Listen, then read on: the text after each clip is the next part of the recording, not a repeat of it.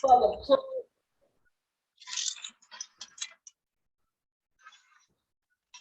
the Pledge of Allegiance. I pledge allegiance to the flag of the United States of America and to the republic for which it stands, one nation, under God, indivisible, with liberty and justice for all. You may be seated. At this time, Deputy Clerk Craven, would you please call the roll? Yes. Councilman Noah? Here. Councilman Griffin? Here. Councilman Burrow? Councilman Burrow?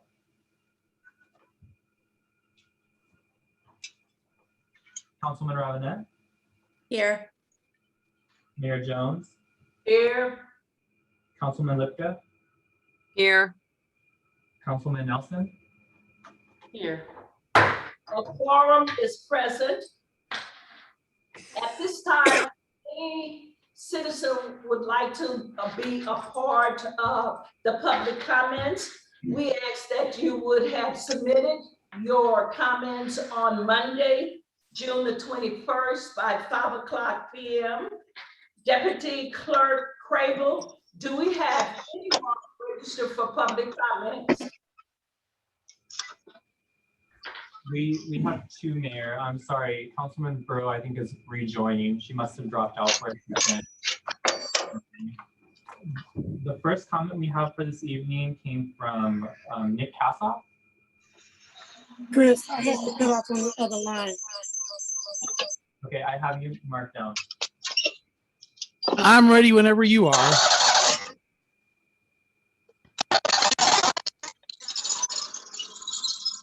Chris? Yeah, sorry, give me 1 second. I think we're having some feedback. Sure sounds like it. You've got to mute everybody else. Okay.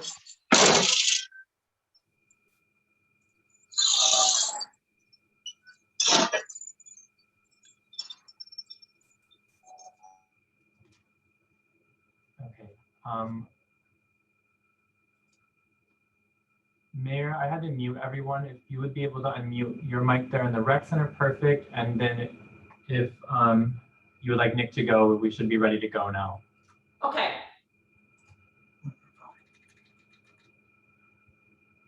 The first. You ready to go? We're ready for you. Okay, great. Well, I want to start out this evening by being the first to welcome Eric Osterberg to the city of Ferguson. We were delighted to have the opportunity to encounter him in the meetings that we had a few weeks ago, and Mr. Osterberg is truly a wonderful asset to our community, or he will be. So we're excited to have him here this evening, and hope this is the first of many meetings he appears at. Now, we are especially excited about Mr. Osterberg coming to town because of the issue of transparency, which I've raised on a few occasions before. It's telling that when we put in a request for sunshine disclosures to St. Louis County, we get a response quickly, and unless it's a very burdensome request, there's no charge. When I do that to my state legislator, it's the same situation. Prompt response, no charge. Getting any information out of the city of Ferguson, first of all, the deadlines for sunshine requests are not met. And second of all, the charges are high and prohibitive, so that our ability to get information out to the public is very restricted. I hope that with Mr. Osterberg's arrival, the city can have a new commitment to openness and transparency. And that starts with getting serious about making information available to the public. And the Ferguson Observer wants to be a part of that. Now, in addition to that, there are some other changes which ought to be made. First of all, we saw recently that selection of a grass contractor, which took place behind closed doors.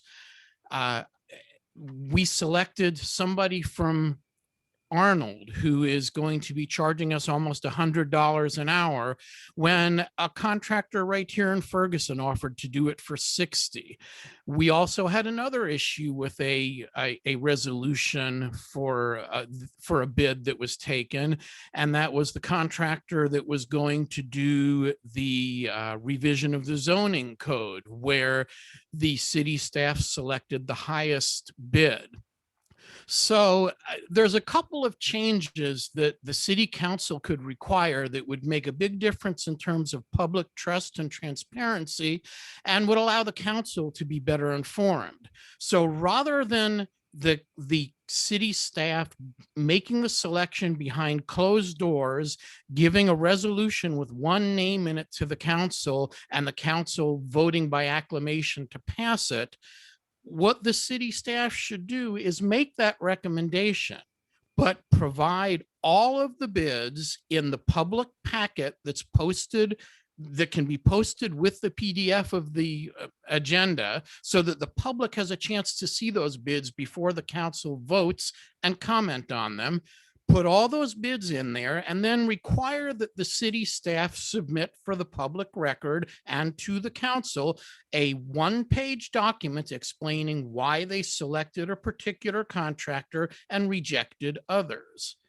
That way, we would all understand why the decision was made, and we would trust that the council vote reflected a wise decision rather than blind trust in city staff.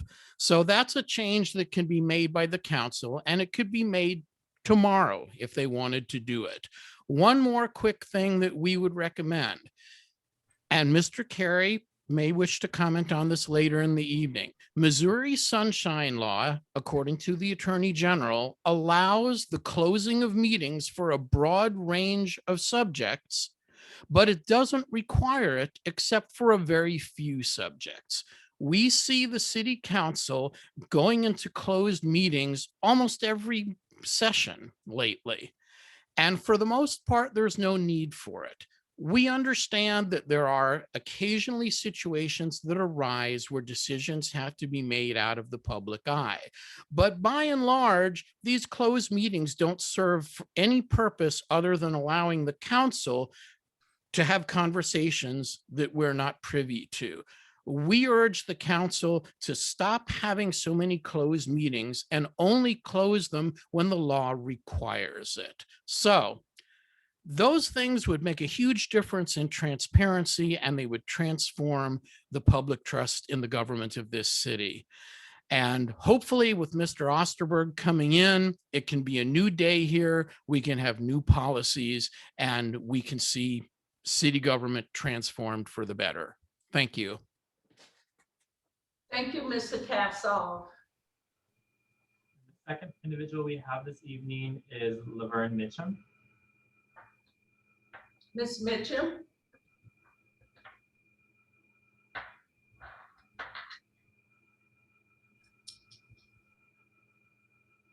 I'm not sure if I see her. Let me go through the rooms really quick.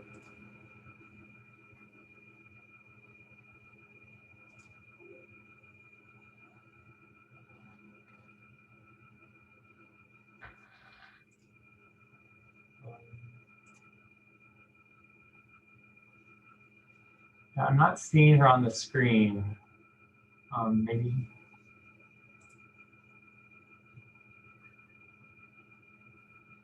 I do have her message in front of me if you would like me to read it. I'm not seeing her on here. Okay, Deputy Clerk, you can read it. Unless she designated someone else to read it.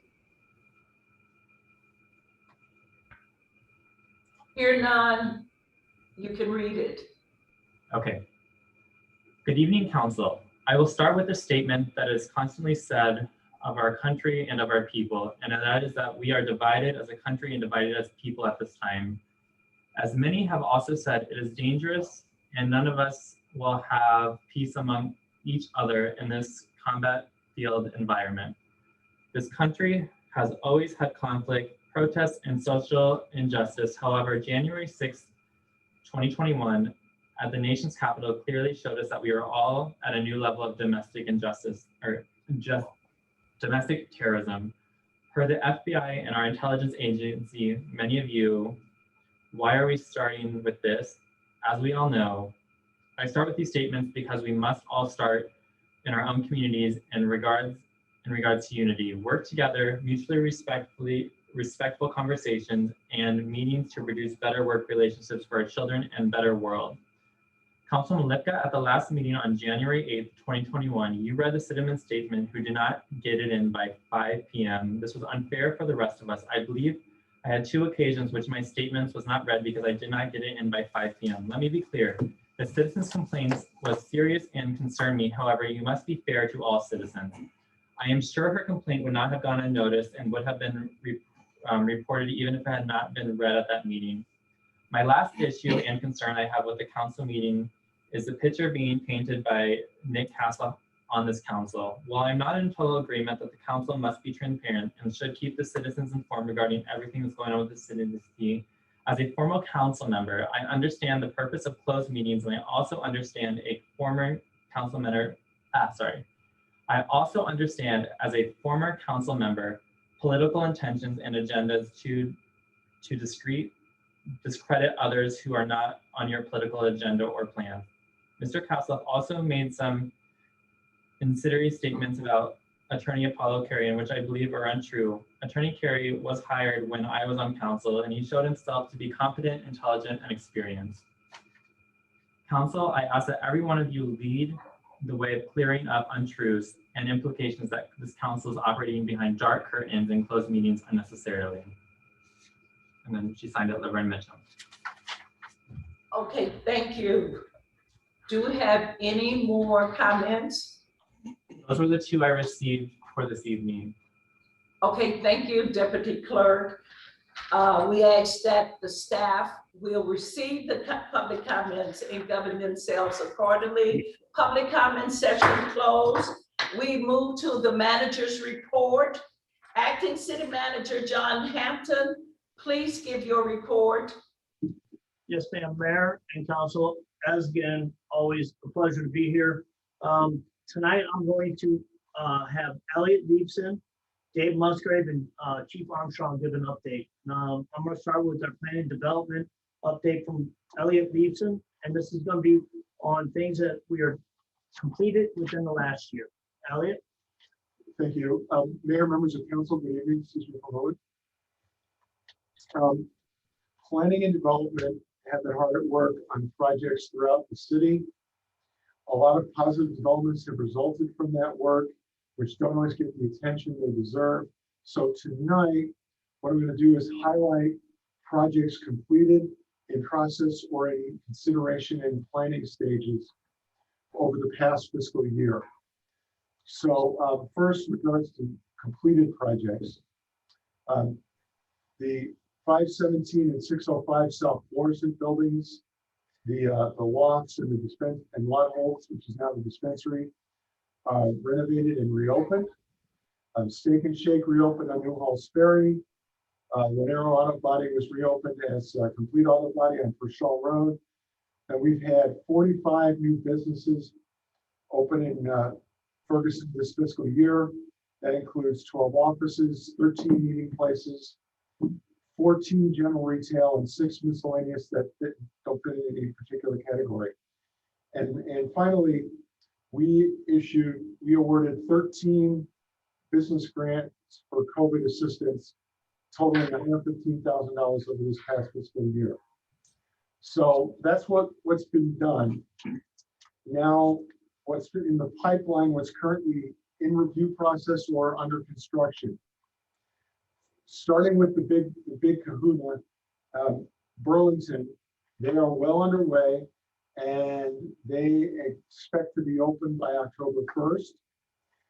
The Gas Mart on New Halls Ferry, which was approved in 2018, is under construction and they should be done within the next 6 to 12 months. The laundromat that was proposed for 497 Airport Road, finally they were negotiating to close on the property. They did so last week, and they're now coming in for permits, as is the operators of the proposed nursing home at 800 Chambers. They've already applied for their occupancy. Mercy is well underway in their construction of their medical building on the south end of West Florissant. And they're getting near to the point where they're complete and ready to open. Archwell Health has moved into 199 North Florissant, and they're renovating their space and moving along. Sam's and Walmart have been doing interior and exterior renovation work for the last several months. And finally, MSD is underway with their expansion of their facilities on Minturn Industrial Boulevard. So that's what's underway. And what we have in consideration of the planning stages include a senior housing project potential on News Halls Ferry Road, a new restaurant on Bangor Avenue north of Schnucks, a potential grocery store is looking at the Shop and Save site. And as in a general statement, I get 2 to 3 inquiries about zoning for new business every week.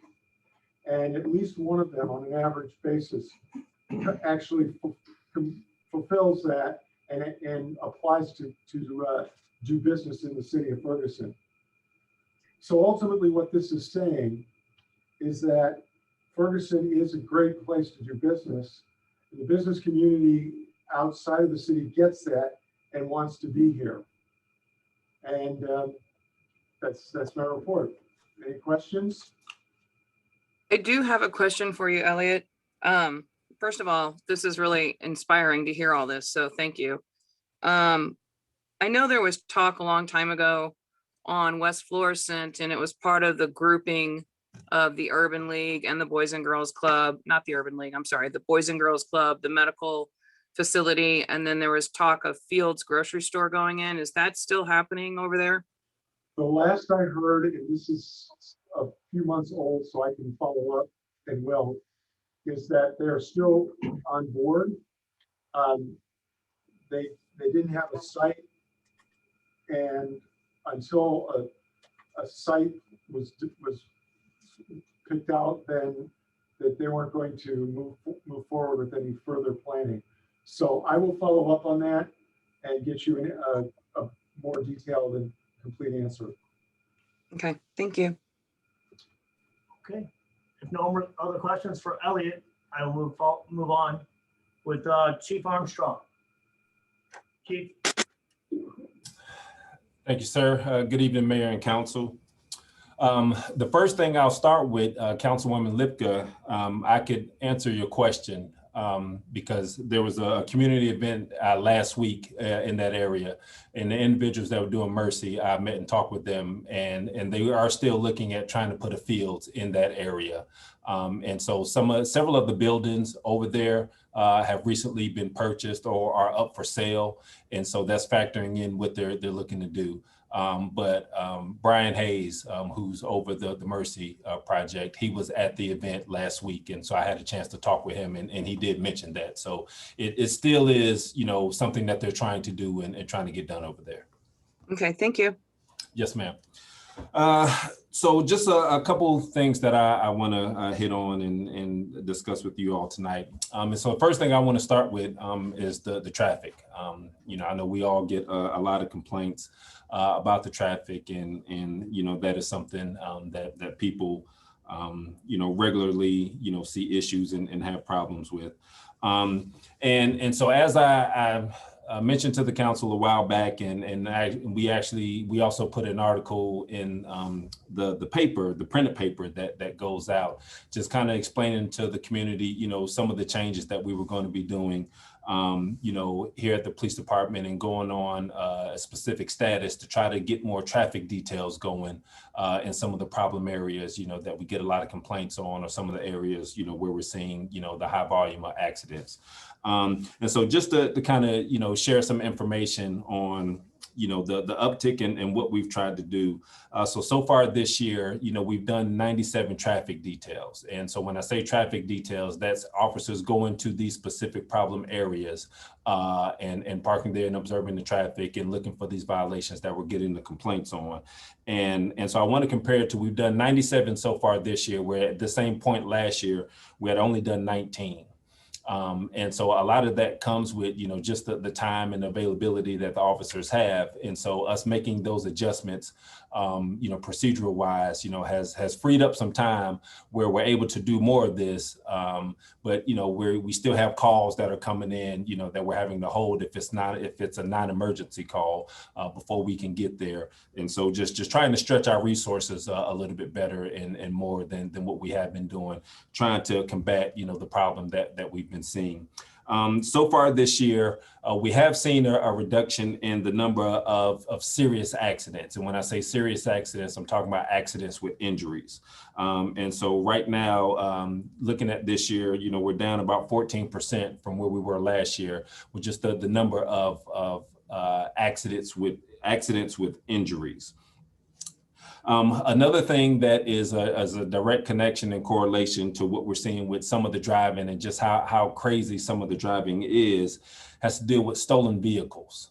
And so just as, we've tried to make an uptick in addressing this traffic and the vehicles and the bad driving, we've had approximately 40 vehicles that have fled from us that we have tried to stop and pull over so far this year. And one thing that is another correlation to that is we've recovered 51 stolen vehicles inside the city limits to date this year. And, just going to some of the meetings, North County and speaking with other chiefs and other jurisdictions, that's a problem that we're all, trying to combat and we're all trying to work through right now. And we know that has a direct correlation to some of the accidents that we see and some of the really crazy driving is, a lot of them are stolen vehicles and they crash and then they just jump out and everybody takes off running before we get a chance to get there. So, I know we're still not getting done what we want to see done, and we still have too many cases, of the crazy driving and the bad driving.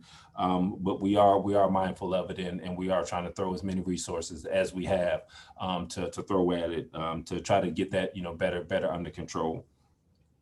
Another thing that I wanted to highlight, as more people are getting vaccinated, as we're seeing, COVID numbers go down, there are a lot more people that are starting to get back to doing events or gatherings or trying to, do things to bring people together and get people together.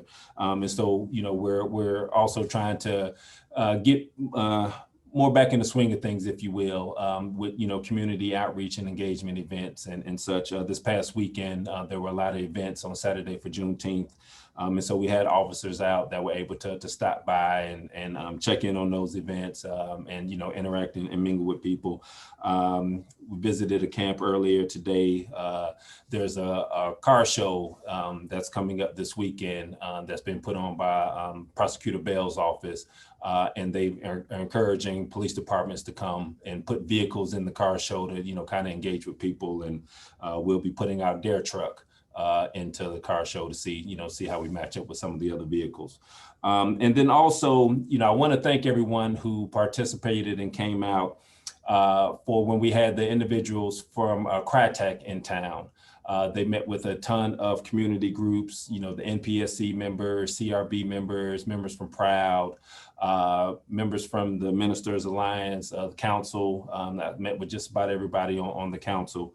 And they got a lot of great feedback and we're looking forward to the information that we get back from them that will, aid us as we continue to build out our community engagement plan. And build out that plan to where it's something, that will be beneficial for us moving forward and will also meet the standards from the consent decree, that we also have to meet. And so we just have a lot of things going on and we're trying to stretch our resources as best we can to accommodate all of this. We do have one new officer that is graduating from the police academy on Thursday.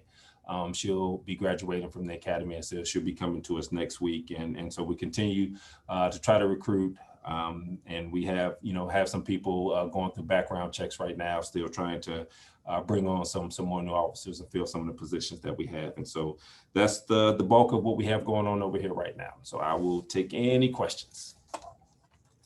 So Chief Armstrong, the question that I have is, that's awesome. First of all, that we have a female officer coming out of the academy. Personally, I'm even more excited that it's a female, but anyway. But do we have any more options or openings for the academy coming up in this summer? When's the next academy and how many will we have in there? The next academy starts in, trying to remember, because we've been looking at multiple academies. And so I believe the next one starts in July sometime. And so we had some candidates that we're still looking at that are going through background to see if they will be eligible to be hired for us to send them to the academy.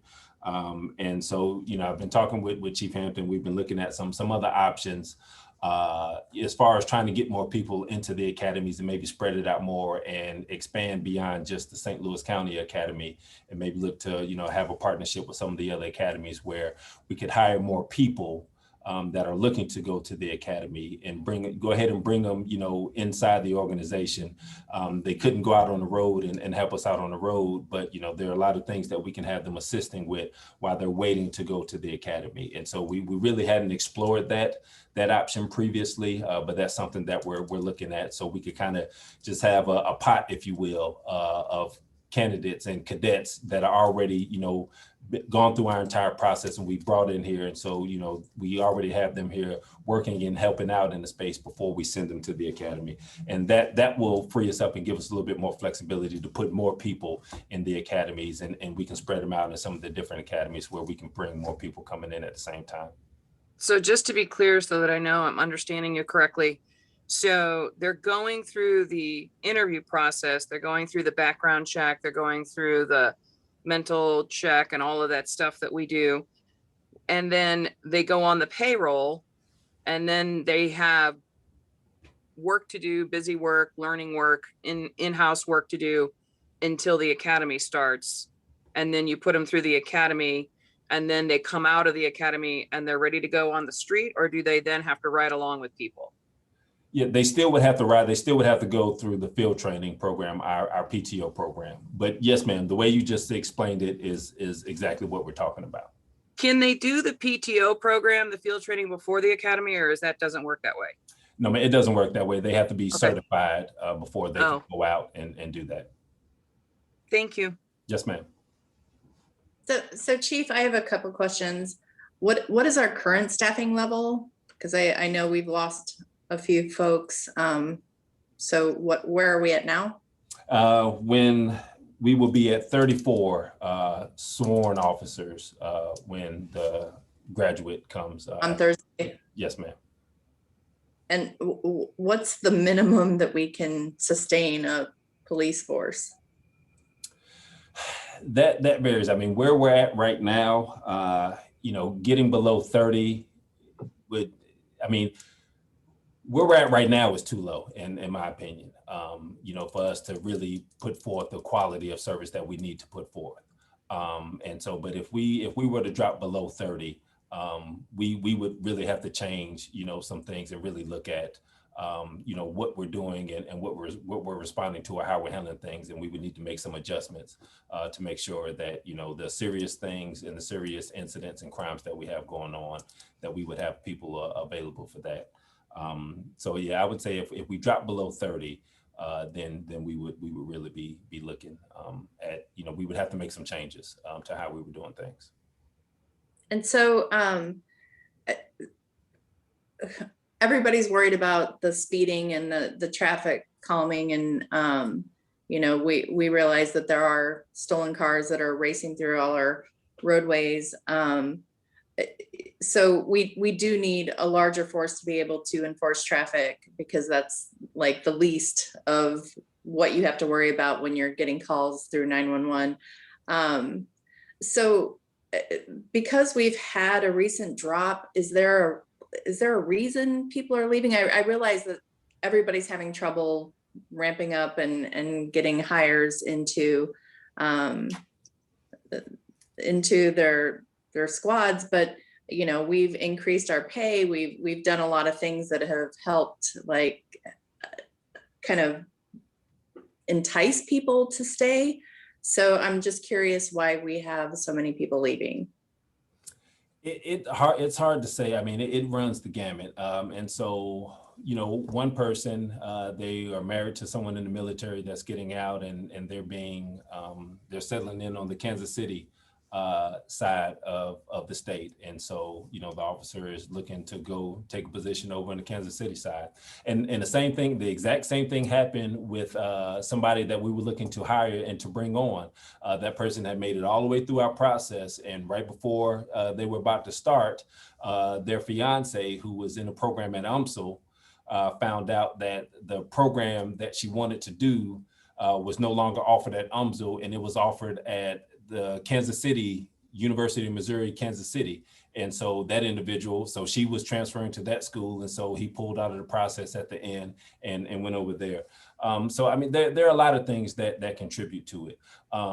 You know, a lot of agencies, you know, in this area, we're losing officers to St. Charles and St. Charles County. And a lot of officers, you know, certified officers are looking to go over there to work. And, you know, they're pulling from everybody. I was at a meeting last month, you know, with their chief, and he's just smiling and kind of laughing at all of us, because right now that seems to be kind of the hotbed where certified officers are looking to go, because they're just not as busy as we are here, especially in the North County area, you know, with all that, you know, we have going on, and just as busy as we are. And, you know, yes, we have had an increase in pay, but, you know, we're still not very competitive, you know, with the competition that we're up against for where officers are going. And so if you can go somewhere and make more money and essentially have to do less work, that's very appealing for someone. And so, you know, that's something that, you know, we're all, you know, facing right now, and just a challenge that we're all trying to overcome. At the same time, you know, what we're seeing and what law enforcement is just going through nationally, you know, we're all struggling to recruit, and it's, you know, a lot of people are not looking to get into the profession right now, especially when you see, you know, so many laws being changed and different things, and just, you know, the attention that's getting, you know, it's just, it makes it tough. And so when you're already, you know, in a bad spot and you're already struggling, it just makes the struggle, you know, that much harder. But, you know, we just got an email today. One of our officers is going to be going out to one of the academies to do some recruiting here in the very near future. And so, you know, we continue to throw things at it and you know, try to get and connect with people, and identify people, you know, that would be, you know, good candidates to bring on board here. But, you know, we have one of the tougher background investigations and background checks, you know, that, you know, everybody doesn't have. That's a good thing, though. Yes, it is a good thing, but it's also a challenge too. So it's a gift and a curse all at the same time. And so, you know, man, we can't lower our standards, and we won't lower our standards.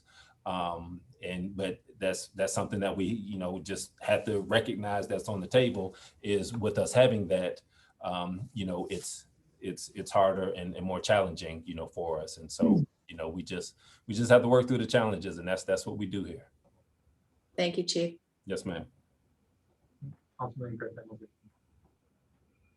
Good evening, Chief Armstrong.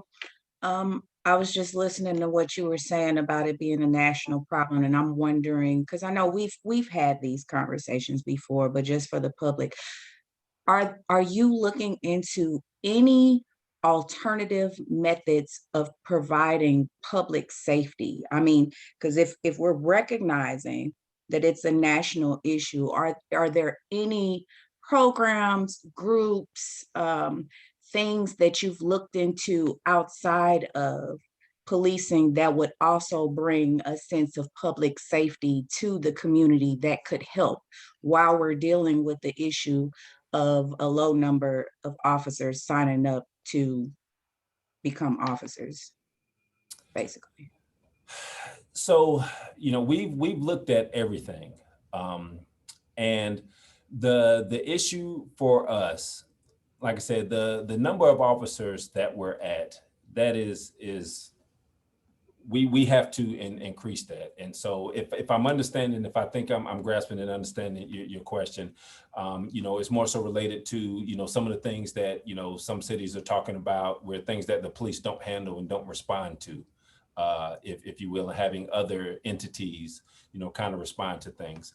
And so, yes, I've done a lot of looking at that and a lot of, research into that. And I haven't seen anything that has been implemented for a city our size that would accomplish that doesn't have a police department or a police officer attachment or component to it. And we've had some conversations internally about it. And even I believe during the budget session, there was some talk about, partnership, with WashU. And bringing someone, and just everything that goes into having that conversation when you start talking about, liabilities and if we're sending somebody out there on their own and the different liabilities that come along with that, we have to make sure all of those things will be ironed out. And the bulk of what I've seen entities implement have been more so co-responder model of trying to approach some of those issues, especially when we talk about, mental health and things like that, the mental health crisis that we're dealing with. I know St. Louis City is piloting a program right now that they got a grant for and partnering with, I believe, Behavioral Health Response is who they're working with on that. We also work with Behavioral Health Response, and I've had some conversations with them, and what they provide for us right now is kind of follow-up work, but not responding to things on the front end. And a big challenge for us in really being able to dedicate resources to that is everything else that we have going on. The consent decree, like this is something that's not covered under the consent decree. And while the work of the consent decree never stops, it's things that's always on us that we're always having to work on. And so that's one of the, I say the gift and the curse, that's part of the curse of the consent decree is we have to dedicate so much time and energy to that because we have limited resources to throw at that. It minimizes some of the time and energy that we can throw at other things and trying to create some stuff because at the end of the day, there's only a max capacity that we have here and we're stretching and stretching and stretching as much as we can. And it's not a whole lot, additional that we could take on. And so I do recognize that as part of our challenge in looking at some of those other options and things. And so, I'm open to listen and talk, with anybody on things that, that we can try to implement that would lessen the burden of what we're asking the officers to do that could free up their time, some more. It's just, there is a lot of work and a lot of time that has to be invested in that. And free time is just not something that we have overabundance of here. I'm so glad you said that because that definitely, Tucker, as you were explaining about, the shortages and everything, and I'm asking you about the alternative methods, and I'm thinking in my head, how does this man have the time to do that type of research and still be able to, be head of command? And so to me, what I'm hearing is maybe there's a need for some group to collectively come together and actually do that research so that we can find alternative methods that are actually effective, some that can relieve the need for additional, if it can create public safety, if it can create public safety and be able to assist the community, then I would be interested in seeing what actually works, even if it's not something that completely applies to the overall city. If it's something that we can explore to see on a smaller version how successful it is in creating public safety, I would be open to that as well. So I'm just hearing a need. And Councilwoman Griffin, I can give you a great example of something that would benefit. And so here for the city, we have a traffic commission. It's one of our boards and commissions here in the city. And so as I, did some research and looking up, just kind of what their charge is, especially with the, amount of traffic problems and things, that we have and the amount of complaints, I don't know who all is on that commission, but I know all the positions aren't filled. So I don't know if that's something that the council is looking to fill. But, I shared one time that, I found a city that had a traffic calming plan. And so those are the kind of things that, that commission, would be responsible for and kind of would be charged with. And we could create a process. A lot of people want speed bumps or they want this and all of these things that they want implemented in their area. But, we don't have the resources as a city to give everybody, what they're asking for. And so there needs to be, kind of a formalized process of what a request looks like and kind of the vetting process in that. And that's exactly what a traffic commission, would be charged with doing. And so, I think we have some opportunities, that are kind of already built in, to the fabric of the city that we could take advantage of. And there are some models out there and some other cities that we could, look at some examples and see, what could be implemented. So that's just a quick example of something, speaking to exactly what you're talking about that could help us out and help the community. And that absolutely is one of our top public safety needs here in the city right now. Right, thank you. Yes, ma'am. Okay, thank you, Chief. And my last report is going to be from Dave Musgrave. And he's going to give us an update on the pool. Dave? Good evening, Mayor. Good evening, Council. I just wanted to give you a quick update of what we've been through, where we're at, and kind of where we're going in regards to the swimming pool right now. As you're aware, I sent out a memo a little over a week ago. We do have a leak in our return line to the competition pool. We had Westport Pools out last week on Tuesday and Wednesday. They jackhammered the two areas where they were hopeful the leak would be, where it also joins in with the stainless steel gutter system. Unfortunately, the leak was not there. We had to do that regardless to cap the lines in those locations so we can detect the leak. We have American leak detection coming out later this week.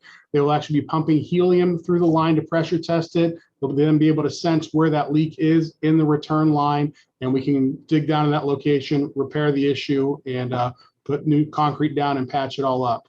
Realistically, we're hoping that we can have that accomplished by the middle of next week, but of course, we all know hiccups arise and things happen. But like I said, American leak detection will be out later this week. We'll know what we're doing, jackhammer, and go from there. If there's any questions, I'm more than happy to answer them.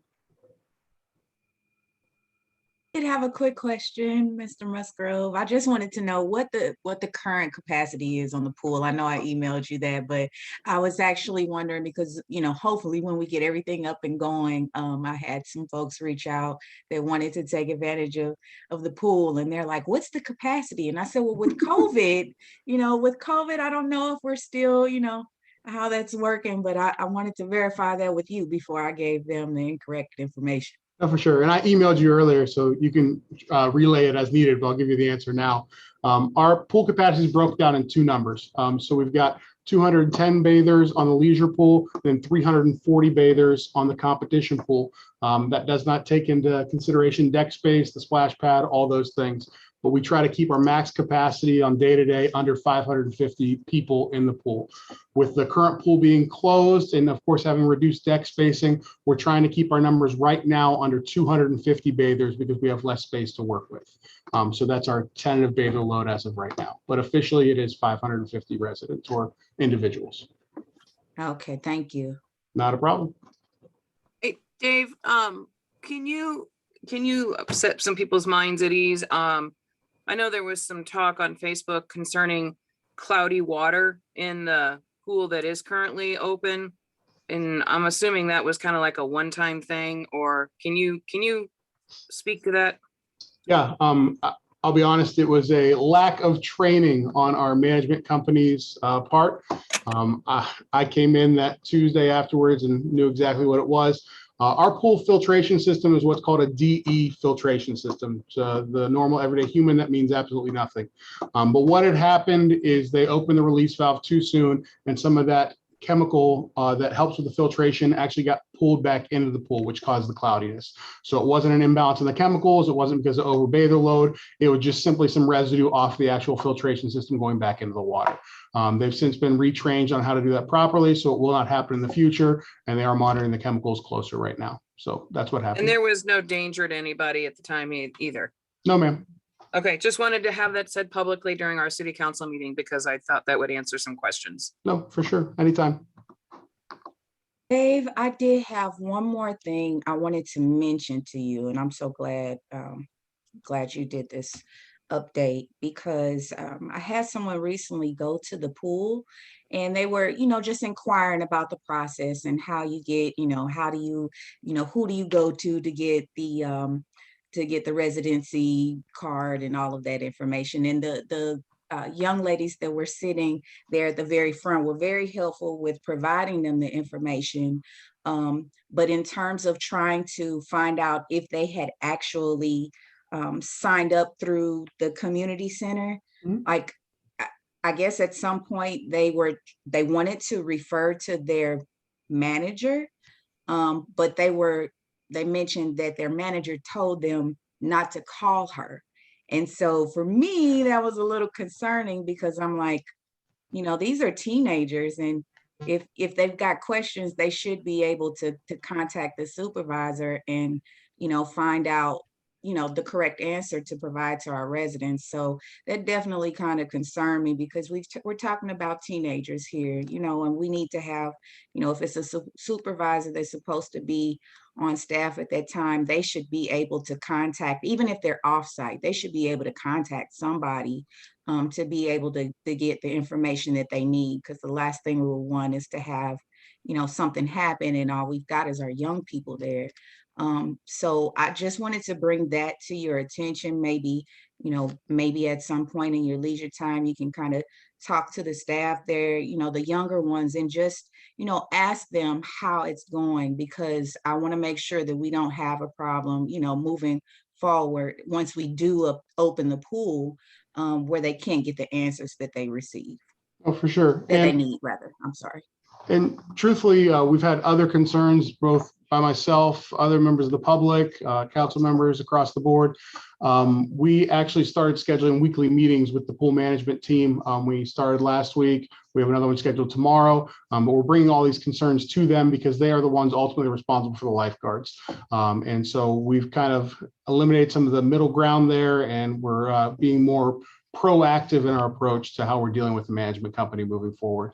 And as always, if there's questions regarding the pool, the community center, parks, that kind of questions, recreation, call the community center. If my staff doesn't know, by all means, they'll give you my contact information and I'll reach out to you as soon as I can. Thank you. Not a problem. Any other questions? Thanks, Dave. Mayor, at this time, that would conclude my report. If you would like, I can move on to special presentations. Okay, we can move to the special presentation.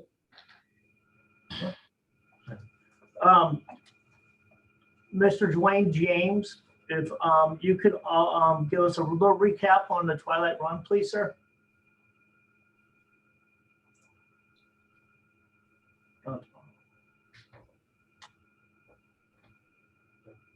I am here. All right, I was trying to share a presentation, but my computer is having a wonderful, wonderful time. Hi, everyone. My name is Dwayne T. James. I am the race director for the Ferguson Twilight Run. I represent a wonderful committee of individuals that plan the annual Ferguson Twilight Run. So I'm just here to provide a quick overview of the race. Is it possible for me to share my screen? Do we know? Yeah, I am. You should be able to now. Thank you for that. All right, so the Ferguson Twilight Run, which happened on May 15th of this past year. It was an in-person and a virtual component of the race. So you see a few pictures of smiling faces of people that actually enjoyed running, walking, and participating in this year's event.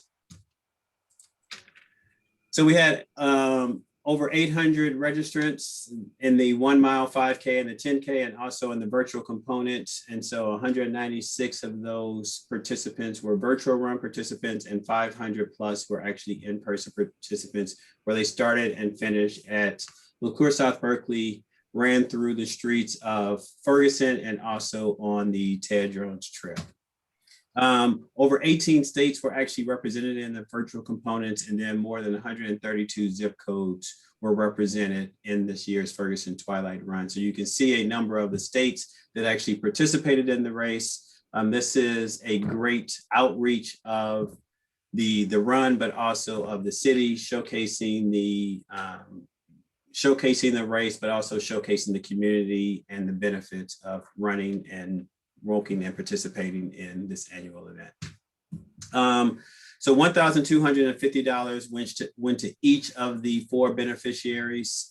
And so this year's beneficiaries were the same as last year's beneficiaries. We wanted to make sure that they received 2 years of this support. Because of COVID, we didn't know how participants were going to support the race, but we wanted to make sure that we supported these 4 beneficiaries. So a red circle, Emerson Family YMCA, Girls in the Run, St. Louis, which actually provided scholarships to Ferguson Florissant School District and also other North County schools, including Riverview Gardens, and then St. Vincent Home for Children, which is actually in Normandy. And so since we started the race back in 2010, over $100,000 has actually been donated to nonprofits in the North County area.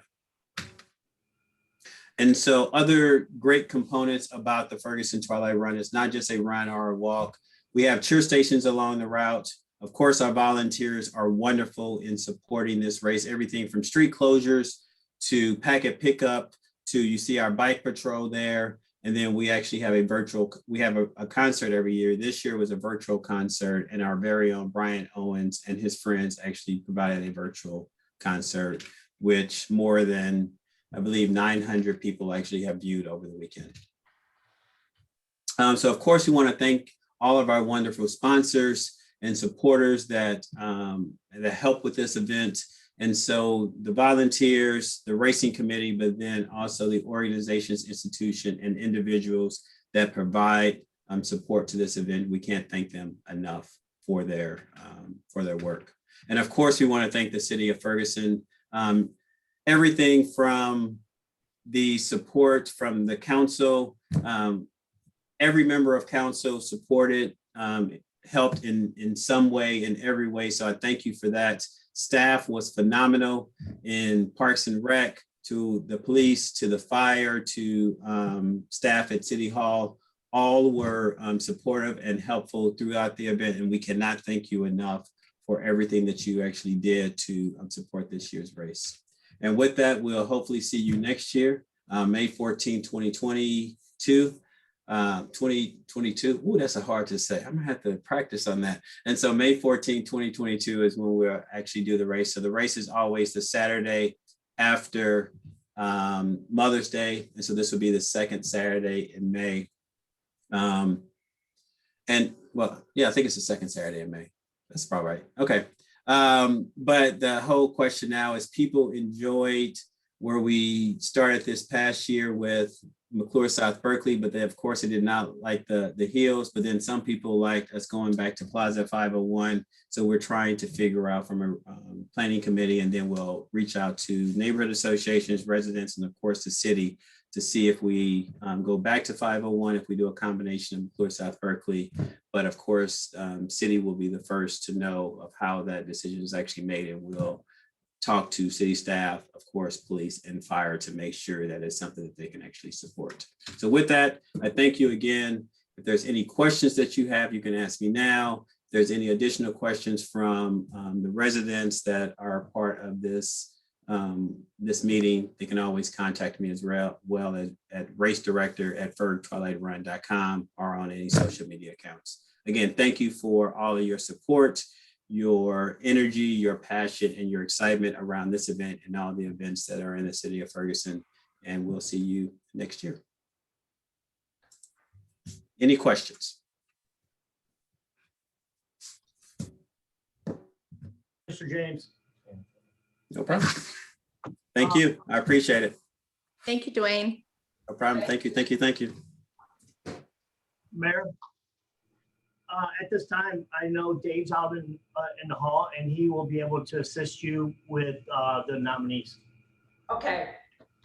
At this time, we will recognize our citizens for outstanding community service during the COVID-19 pandemic. We will start with Ward 3. We have Latasha Brown. She was nominated by her councilperson, Naquita Noor.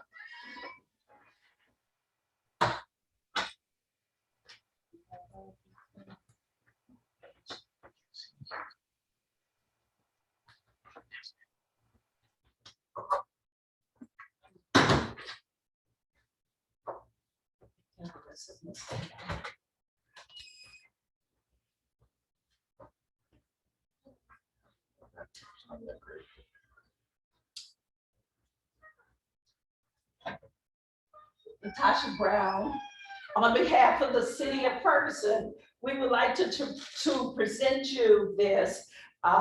Thank you for your outstanding, dedicated service to your community during the COVID-19 pandemic this June, the 22nd day of June, 2021. We know you were out feeding the residents, over 1,000 food boxes that you gave away, clothing and PPEs, and we just caught you doing something good, and we just want to say thank you.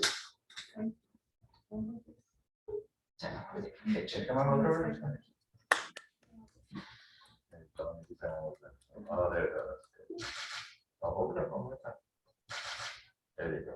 Okay, let's give her a hand. Next person. Ward 1, Mr. Don Stevens.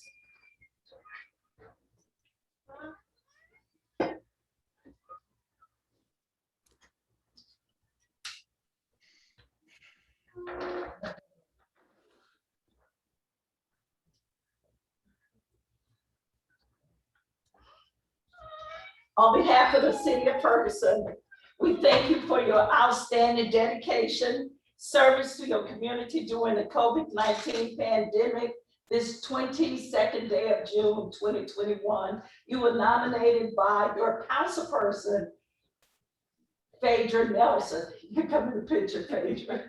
There you go. Yeah. There you go. Awesome. One more. Thank you. Okay. Thank you. Thank you. Next person present, Mr. Mike Keller. I nominated Mike Keller. He lives in Ward 2 on Tipping. Every time I was out volunteering during the pandemic, Mike was on that forklift. He was just working faithfully for all the food giveaways in the city of St. Louis and in the county. You traveled out of town to help various communities to deliver food, and we appreciate you for being an outstanding resident of the city of Ferguson, living in Ward 2. Go this way for me. There you go. One more time. Thank you. Thank you, Mike. Thank you. Appreciate your service.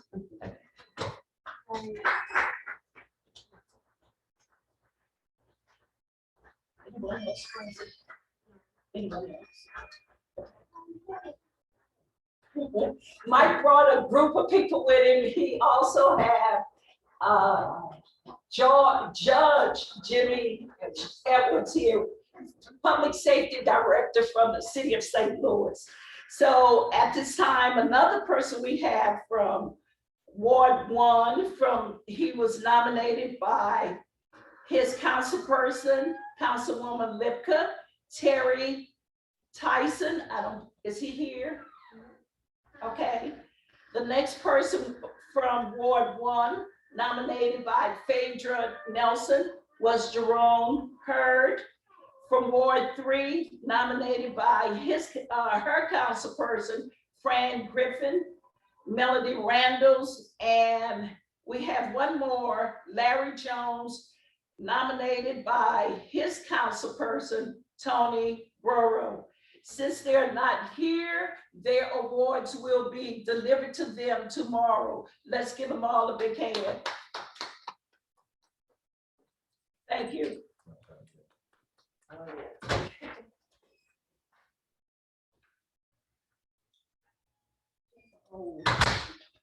Chief. Thank you, Mayor. And the last one tonight's presentation is Bailey, and he's going to talk to us about property restoration program. I do know at this time that we have talked to numerous councilwomen, and we believe we have a strong program ready to roll out. And Bailey will share a screen and do a little presentation for you. Bailey?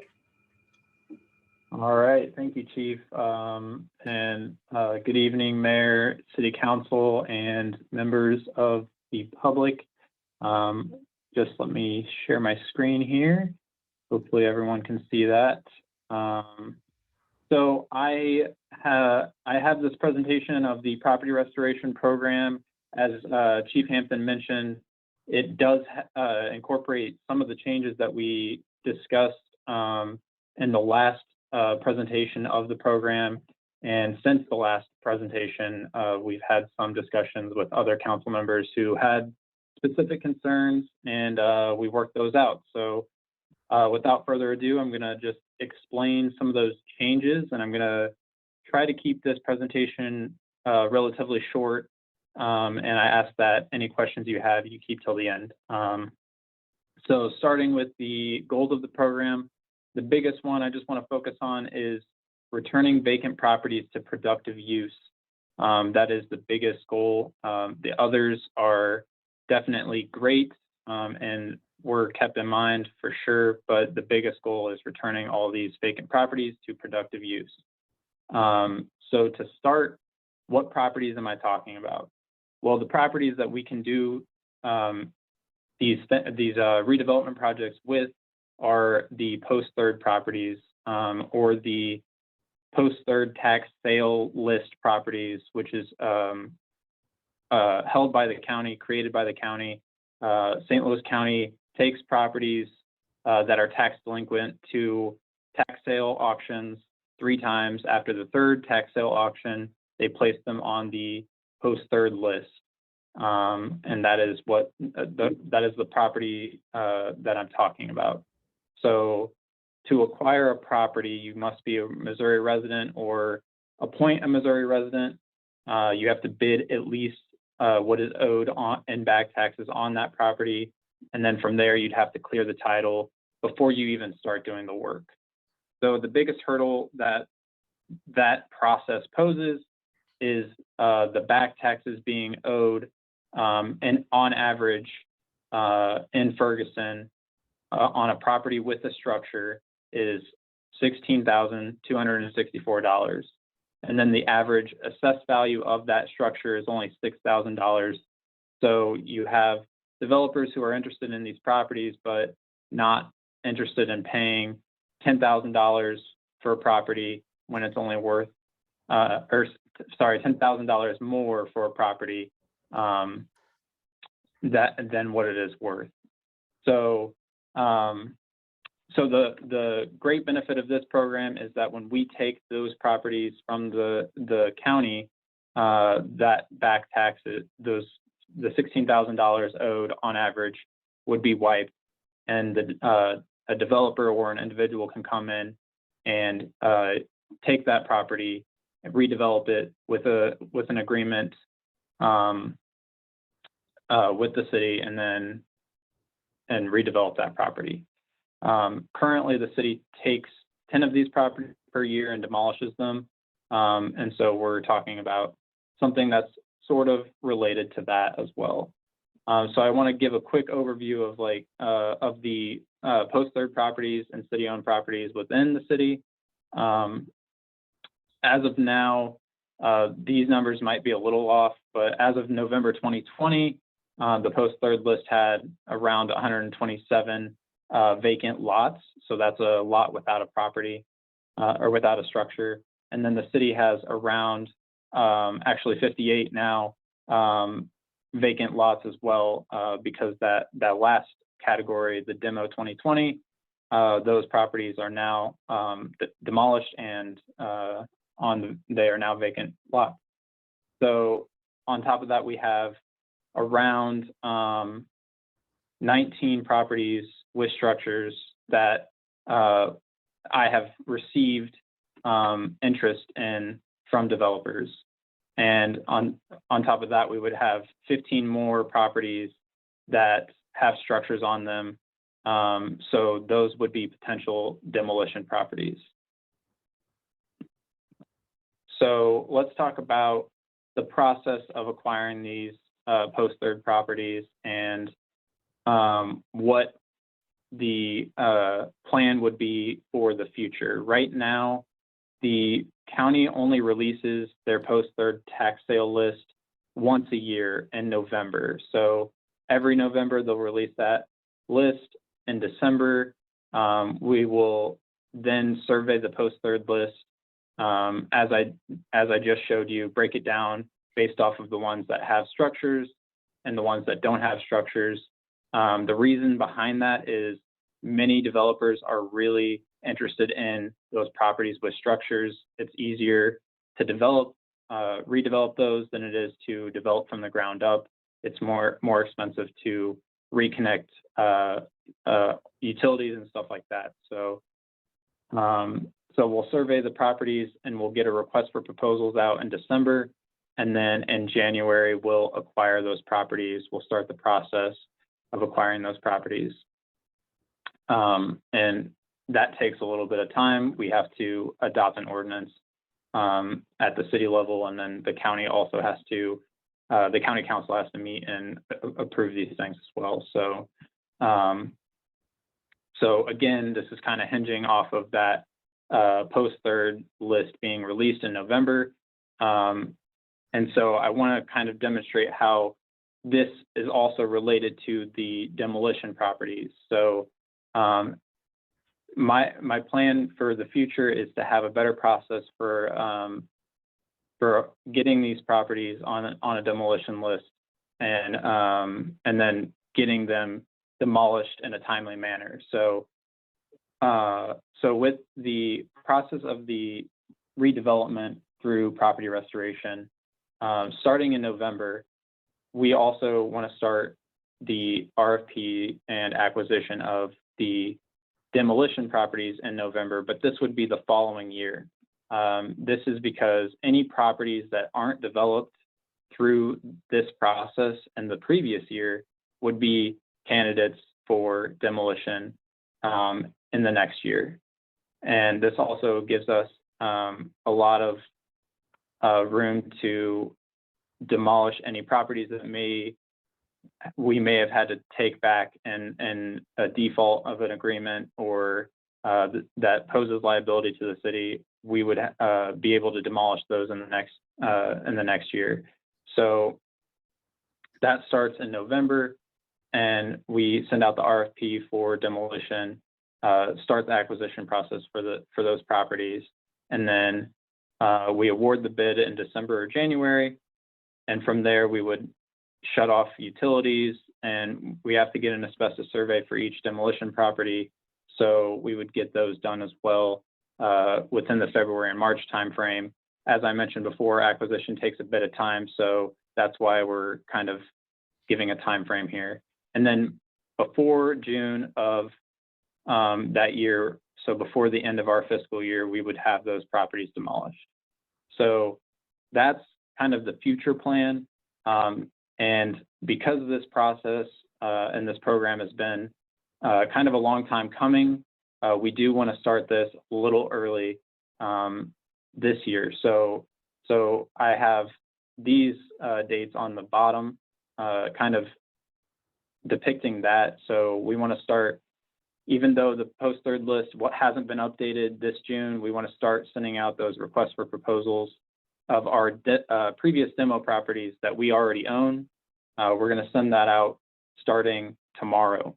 And then we're going to start that acquisition starting tonight as well of any of the other properties that people are interested in. And so that request for proposals will have a deadline on it of 30 days. So July 30th is when that deadline will be for any of the previous demo properties and any of the properties that we acquire in tonight's ordinance. So, and then this is kind of where we are on the demolition list.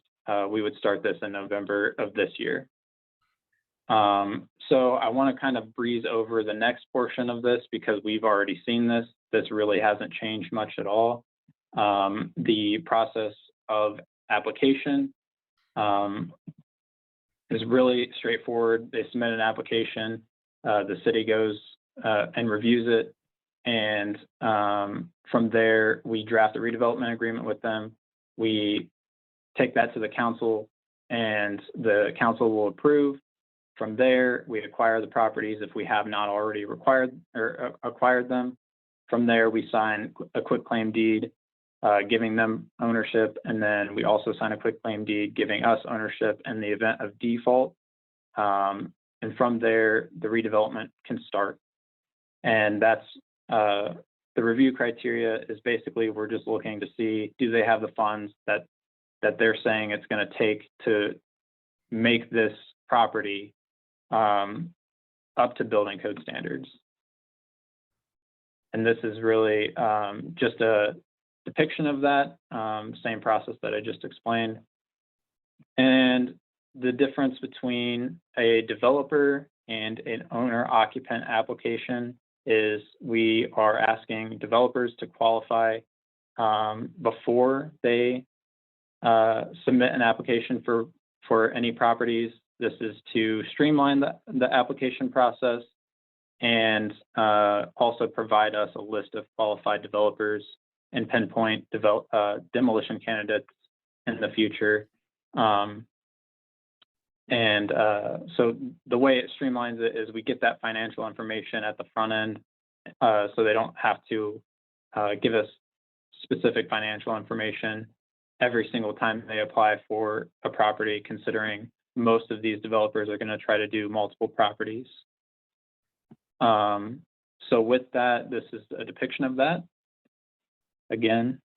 And so one more thing that I wanted to just bring up and present is the general deadlines that we came up with in terms of each individual redevelopment project. So we start with the application or the applicant being awarded the project. And so because we don't really know how long clearing title will take, it's different for each property. We kind of have this stepwise function or process. So basically when the quitclaim deed is signed, the individual has 2 weeks to hire an attorney to start clearing title for a title clearing company. And then they also need to clean the exterior of the property and make it look nice, schedule an inspection with the city, and then also submit final site plans since they'll have access to the property at that point. Additionally, so this time between the quitclaim deeds being signed and the title being cleared, we don't know how long that takes. It varies from property to property, as I said. So when the title is cleared, they have 2 weeks to provide written proof to the city and then submit a building permit application. When the building permit is issued, they have 6 months to complete all interior and exterior construction. And they also have to start attending biweekly project review meetings with the city staff. That way we're aware of any issues on the projects. And from there, they have basically when the construction is complete, they have 6 months to obtain an occupancy permit or and/or a rental license as well. So that is exactly when the redevelopment agreement is fulfilled, is when occupancy is obtained.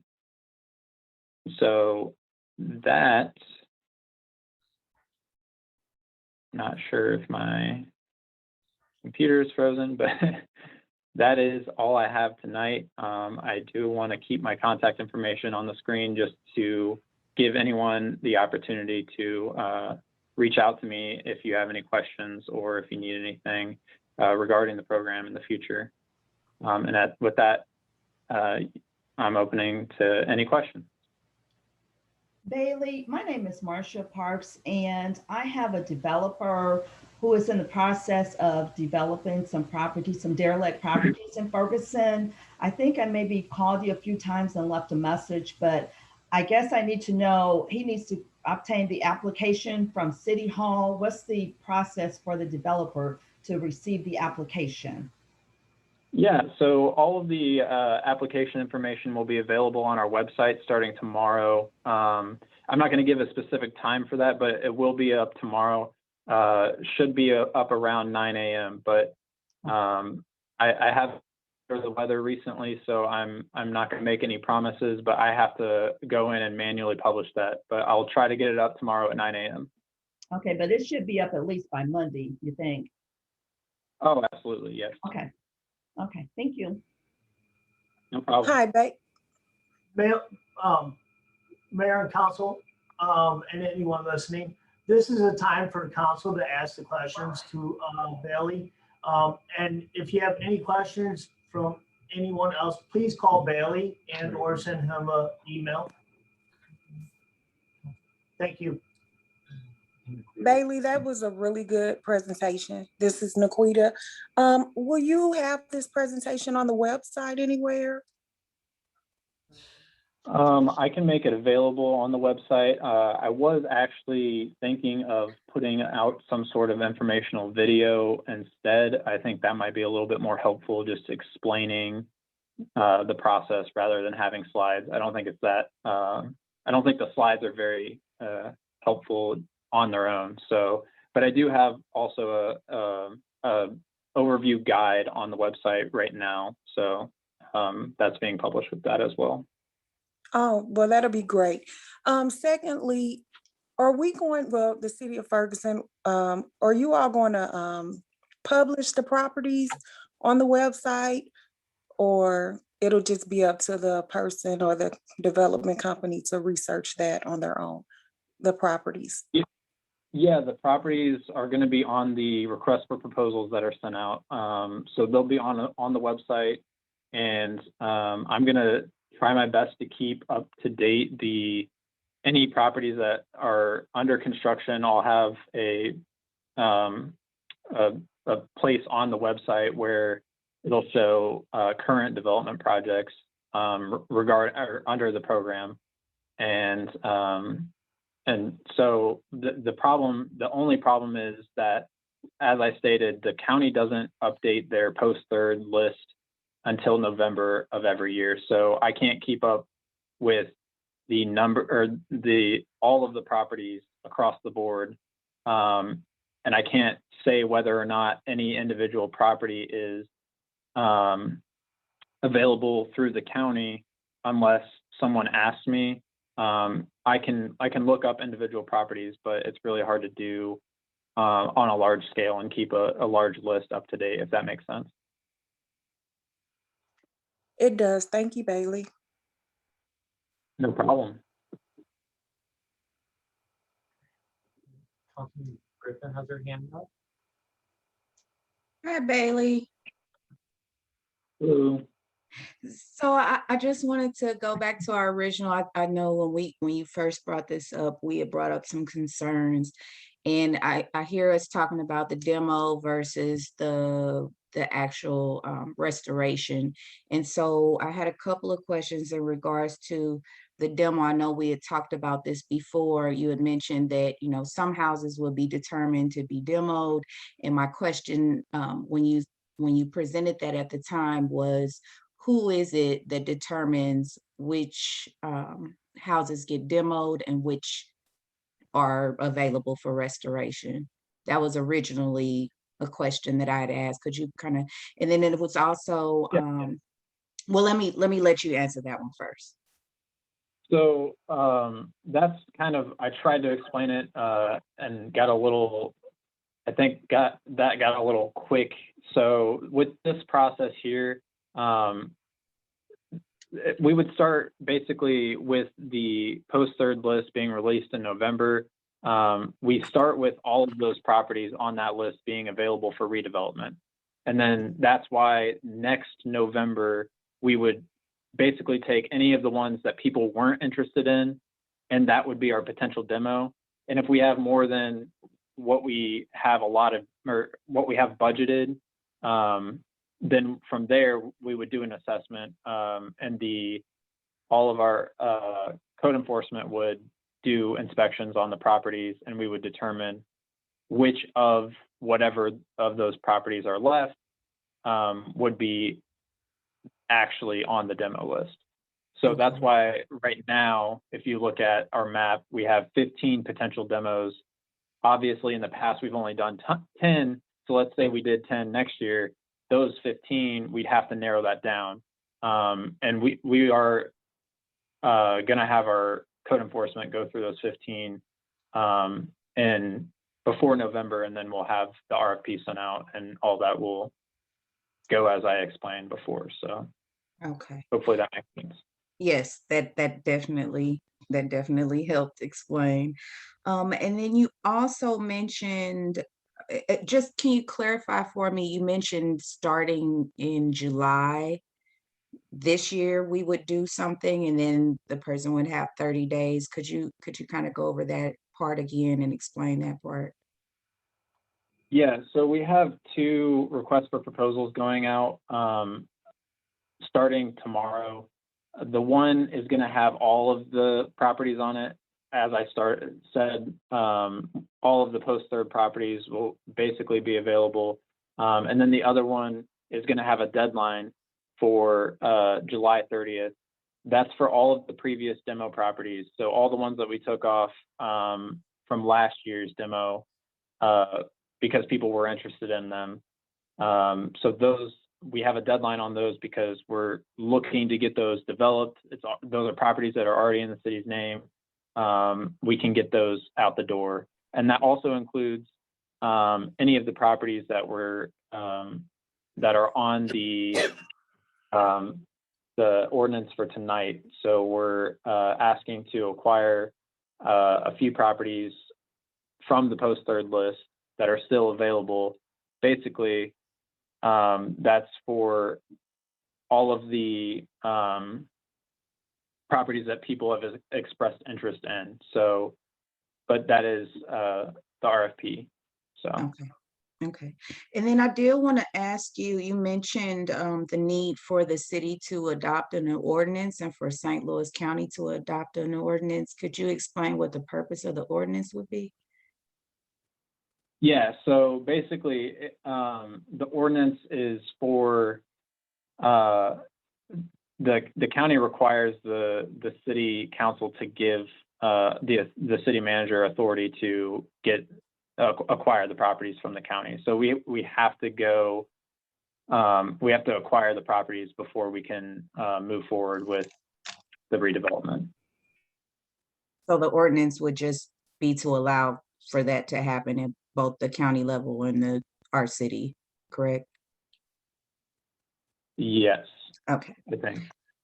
Yeah. Okay. And then I wanted to ask you, because I saw you had 2 weeks for the title clearing.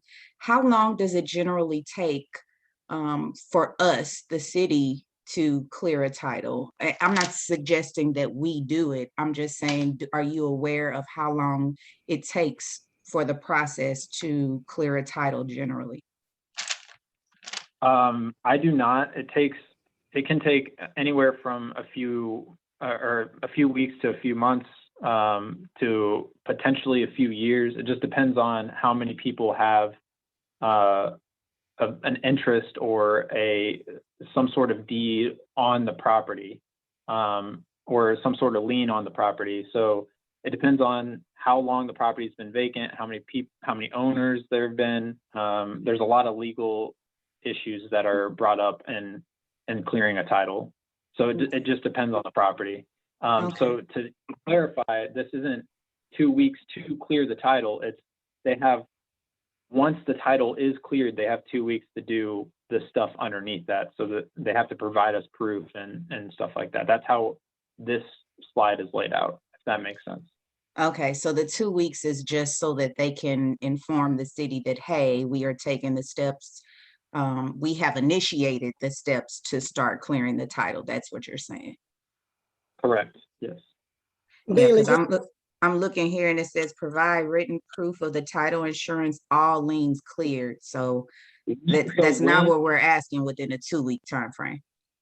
When the quit claim deeds are signed at the city, they have to hire an attorney and start the title clearing process within those 2 weeks after that. That's when they start the title clearing process. Okay. And then the second tier says 2 weeks to provide written proof of title insurance. Is cleared. Okay, so after, okay, it's not 2 weeks and then 2 weeks. Yeah, and so then it's just saying they have to provide proof that is done. Okay. Within 2 weeks. And you've got here 6 months to complete all interior and exterior construction. Is that just for the development or is that for first-time home buyers as well? That is for I mean, this can be changed, but this is in general, and this will be written into the redevelopment agreement. So we'll take into account people's ability, but this is in general, it would include everyone. Okay. And then also we talked to, so there were some concerns in regards to being able to take care of, you know, my analysis is a lot of the crime that happens is because there's money issues. And we also have a lot of people in the community who have prior records, and for them, the thought of being able to create their own money and generate their own revenue would be something that would, one, alleviate some of the issues that we have in our community. We were just talking about public safety and stuff like that. But one of the concerns was that, you know, historically, a lot of people in our community do not have very good credit. So I just wanted to know, how did you decide to handle that situation? In terms of people that do want to invest, they do want to be able to live here and be able to purchase homes, but they might not have good credit. How did you choose to deal with that? Bailey, do you mind if I answer that? This is Chris. Yeah. Go ahead, Chris. Councilman Griffin, we did take that into consideration, and what we looked at was if they could provide a proof of means. So we would still ask for a credit check, but we would also take in consideration like a proof of income or a proof of funds, so they could prove that they could do the construction if they have, you know, funds available to them that they might not have a perfect credit score, but they could be able to have the funds to do the construction. So we are still asking for a credit check, but we are asking for like proof of funds or funds available to do the renovations. So that would give people who may not have the perfect credit or great credit to still be able to obtain a home and to do the constructions if they can provide proof of funds.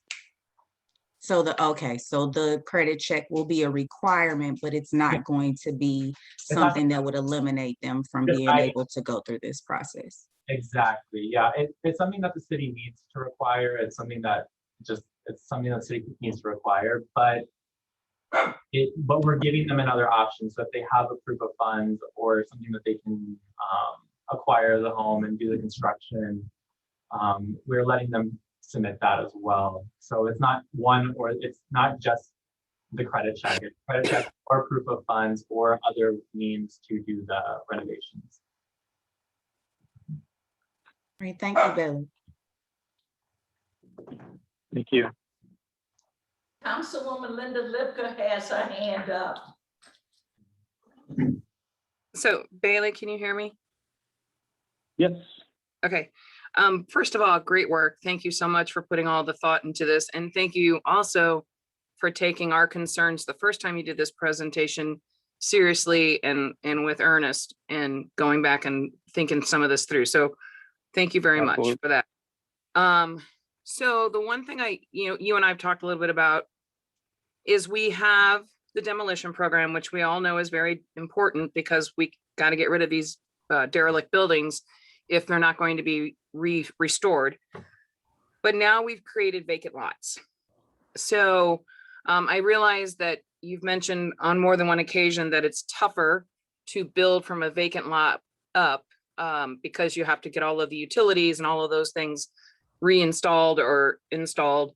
But what are some of our ideas? Do we have any ideas going forward to then address the issue of all the vacant lots we're creating? Because we already have the issue within our community about lawn mowing and dumping and things like that.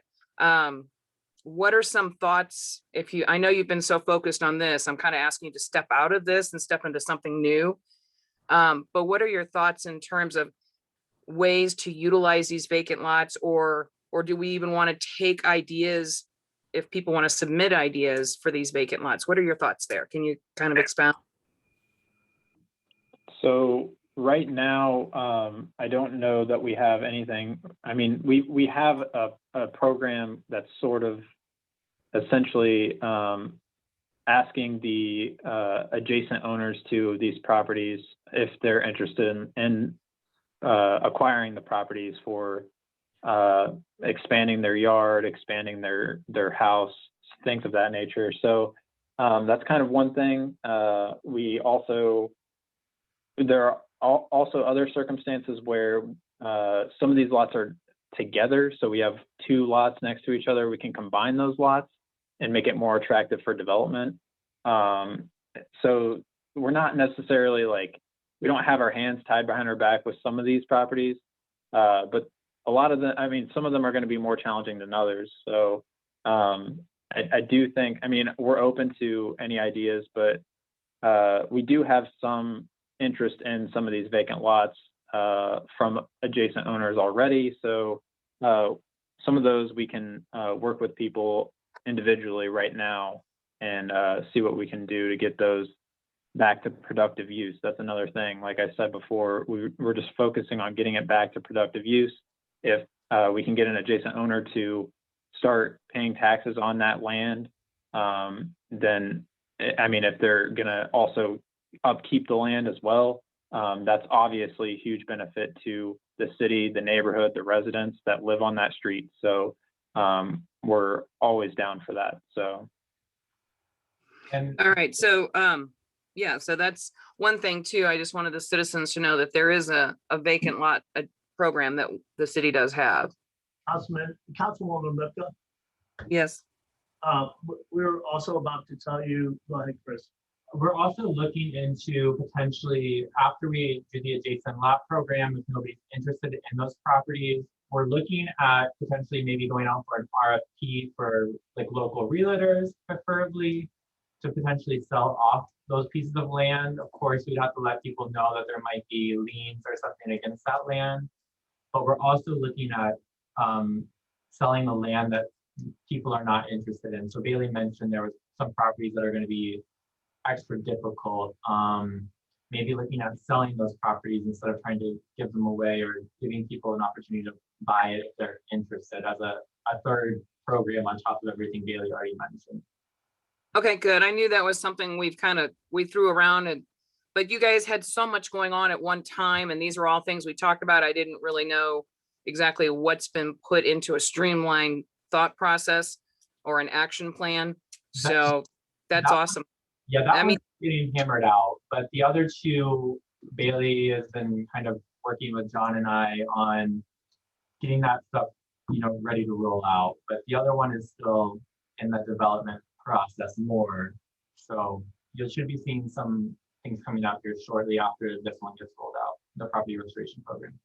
Well, that's awesome, because we've got land to sell, so let's sell it. Yeah. Yeah. All right. Thank you, guys. Thank you, Councilwoman Lipka. Councilwoman Borough, you had your hand up. Thank you. Bailey, a couple of things. First is on the adjacent landowner. I love that idea, but I want to caution about cherry picking. And I've had that conversation with a couple of you guys already, that just because somebody lives next door, they should not get the first right. It should be equal to anybody that might want that lot. So I just want to throw that in there. The second thing is, I would venture to say that the idea of having a video as opposed to the charts is a much better way for the citizens to comprehend what's going on. And so I would encourage you to have that video made. And even if it was to bring a town hall or a working session for citizens that are not on tonight to hear this from the horse's mouth, so to speak, I think that would be advantageous for the citizens. And the final thing is that part about that 2 weeks from now, that could be done verbally, much more to an understanding than written down. Because I've talked with Elliot about that a couple of times, and it could literally take months for title to clear.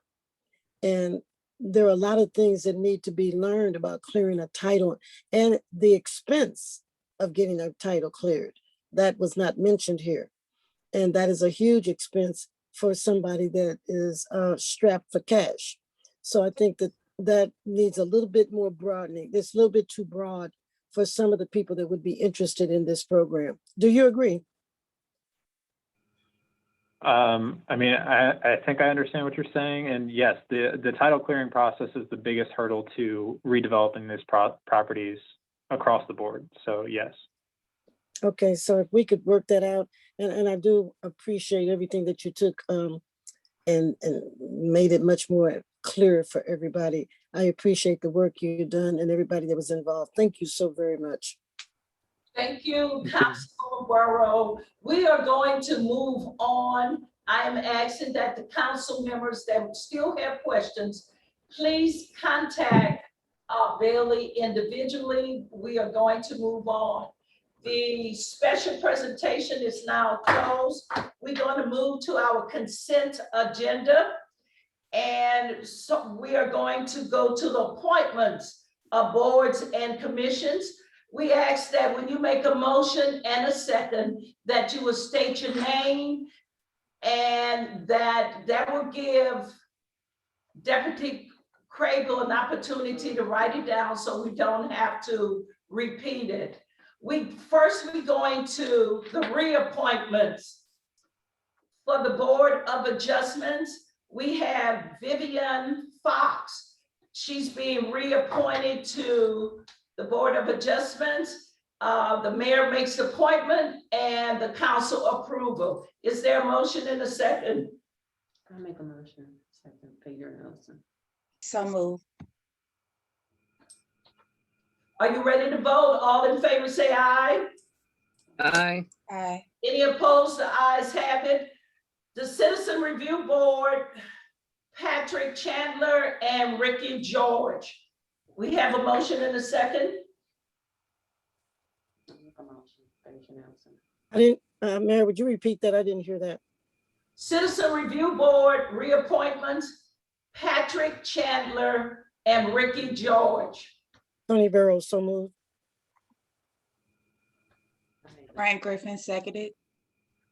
Are you ready to vote? All in favor? Aye. Aye. Any opposed? The ayes have it. Ferguson Neighborhood Improvement Program, we have Wanaki Durham and Larry Robinette. A motion in a second. Tony Burrow, so moved. Second, Linda Lipka. All in favor? Aye. Aye. Any opposed? Ayes have it. Ferguson Special Business District, reappointment Bridget Lewis and Bob McGartland. Tony Burrow, so moved. Seconded, Linda Lipka. All in favor? Aye. Any opposed? The ayes have it. Motion carried. Ferguson Youth Advisory Board, Christopher Lacy, Mahalan Smith High, Shamar D. Tony Burrow, so moved. Frank Griffin seconded. Are you ready to vote? All in favor? Aye. Aye. Opposed? The ayes have it. Motion carried. Human Rights Commission is a mayor's appointment. Leroy Thompson is reappointed. So moved. Jeske Park, the mayor's appointment. Nora Kirby, Michael Quintero, Bryce Robinson, Mary Ryan. They are reappointed to the Jeske Park. Landmarks, Ann Callahan and Jill Holstrom, council appointment. So moved, Linda Lipka. Second, Heather. Are you ready to vote? All in favor? Aye. Aye. Opposed? The ayes have it. The library board, appointed by the mayor, reappointment Mary K. O'Neill and John Knowles. They are reappointed. Personnel board, Lisa Wingert, appointed by council. Tony Burrow, so moved. Second, Heather Robinette. Are you ready to vote? Aye. All in favor? Aye. Appointment made. Senior Commission by the mayor, Rose Ballinger. She is reappointed to the Senior Commission. So ordered. Technology Board, Mark DeCentes, appointed by council. So moved, Linda Lipka. Second, Heather Robinette. Are you ready to vote? All in favor? Aye. Aye. Any opposed? The ayes have it, so ordered. For the park board, we have Jean Boucher to be reappointed by council. So moved. Second, Laquita Noah. Are you ready to vote?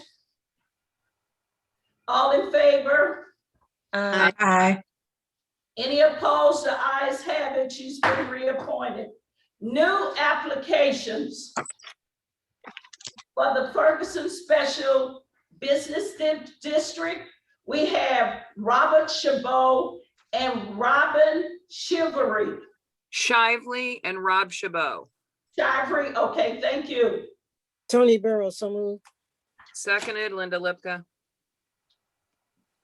It's a council appointment. All in favor? Aye. Any opposed? Ayes have it.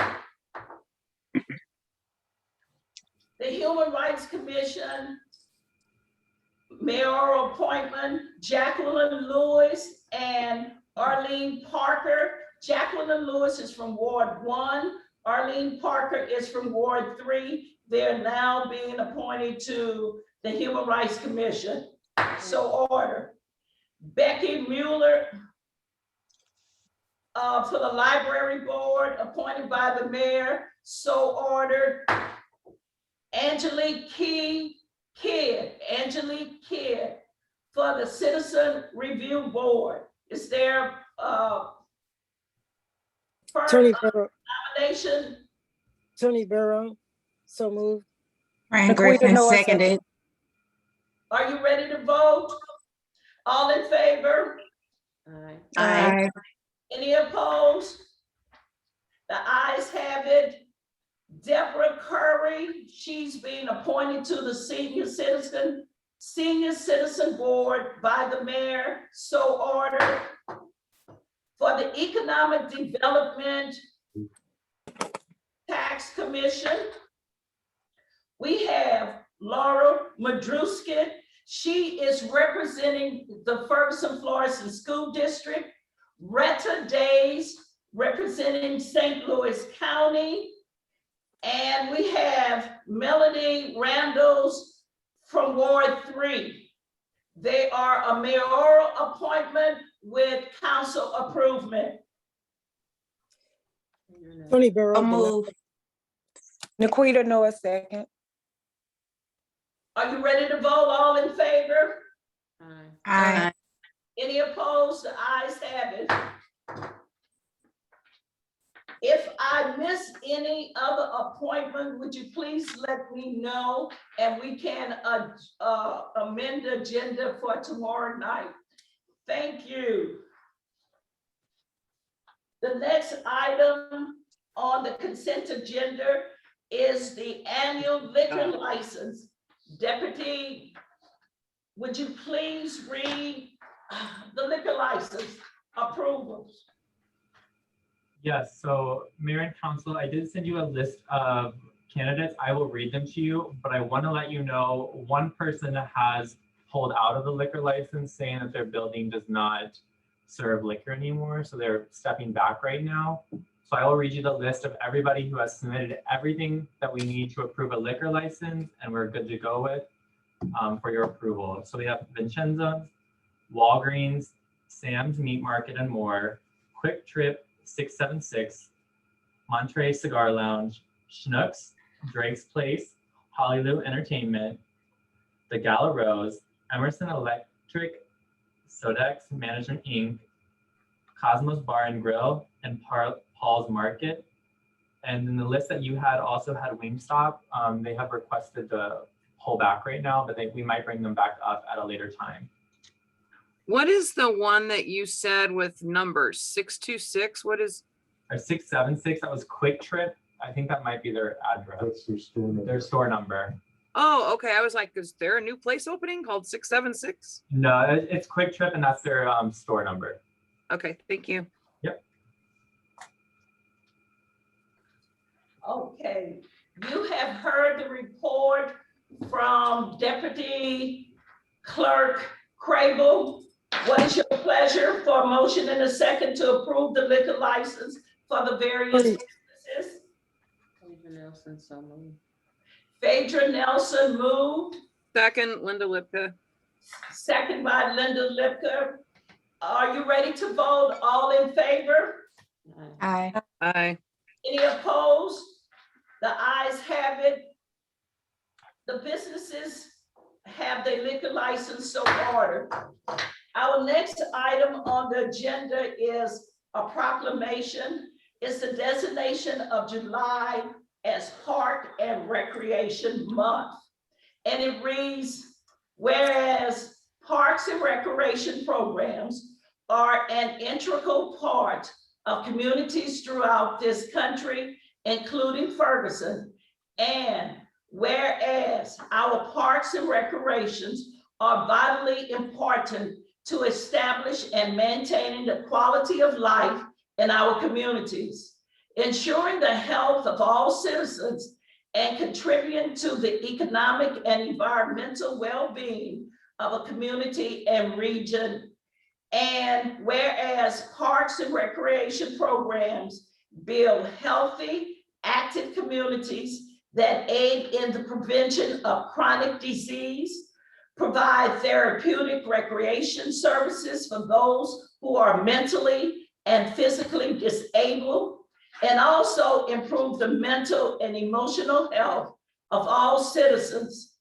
And whereas parks and recreation programs increase community economic prosperity through increased property values, expansion of the local tax base, increased tourism, the attraction and retention of businesses, crime reduction, and whereas parks and recreation areas are fundamental to the environmental well-being of our community, and whereas parks and natural recreation area improve water quality, protect groundwater, prevent flooding, improve the quality of the air we breathe, provide vegetative buffers to development and produce habitat for wildlife.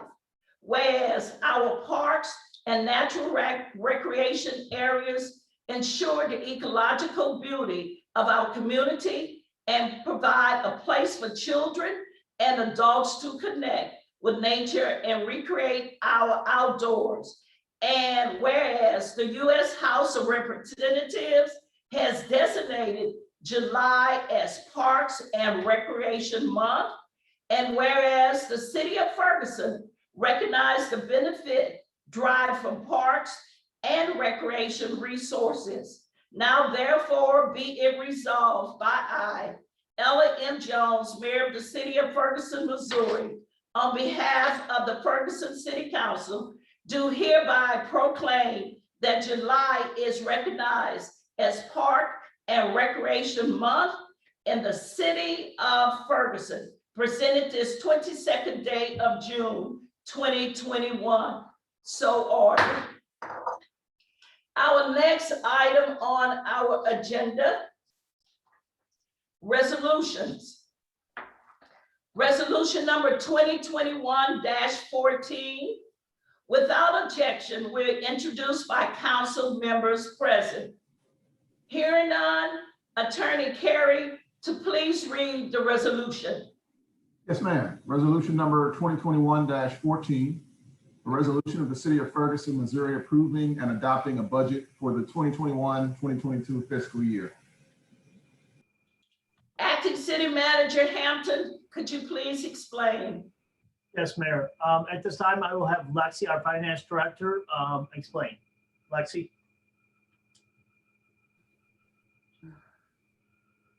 Lexi, you're still muted. Thank you, Chief Hampton and Council. It's a pleasure to be here with you all tonight. This resolution is to approve the budget as discussed and amended from the budget public hearing that was held on the first meeting in June.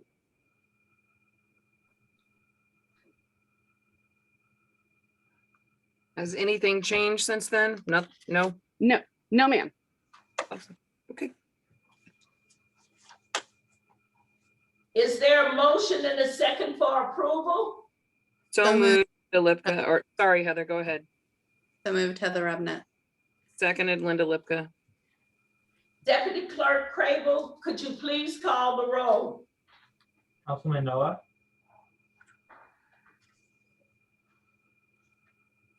Councilman Noah?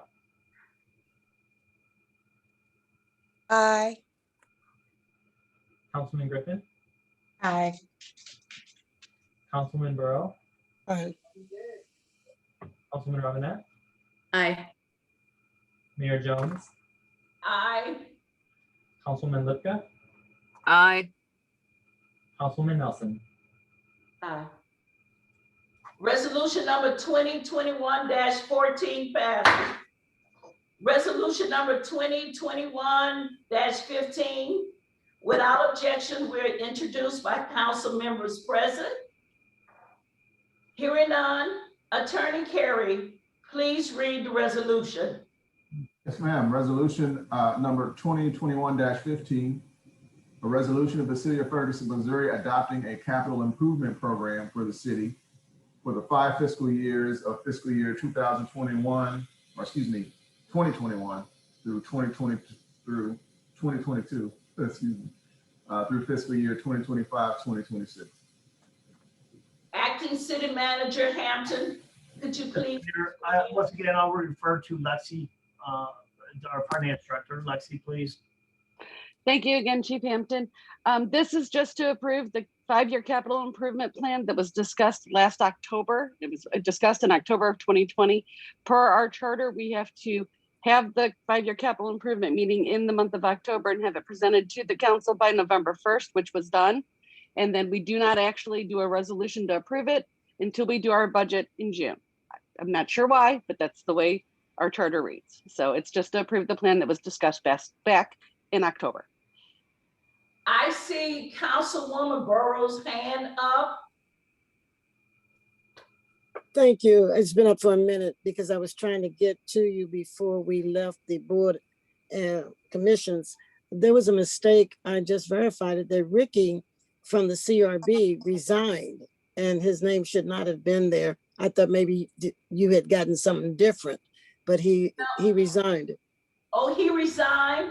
Right. So I let it go because I thought maybe you got something that I didn't have. And the second thing was, No, and he the was just placed on my sheet. okay, So, well, yeah, he resigned at the last meeting we had. He resigned, so his name needs to be removed. And the other thing is, on the EDST, there were 3 other names that were submitted, and I wanted to know, did you overlook that? That was for Palmer, Wiegert, and Nick Kassoff.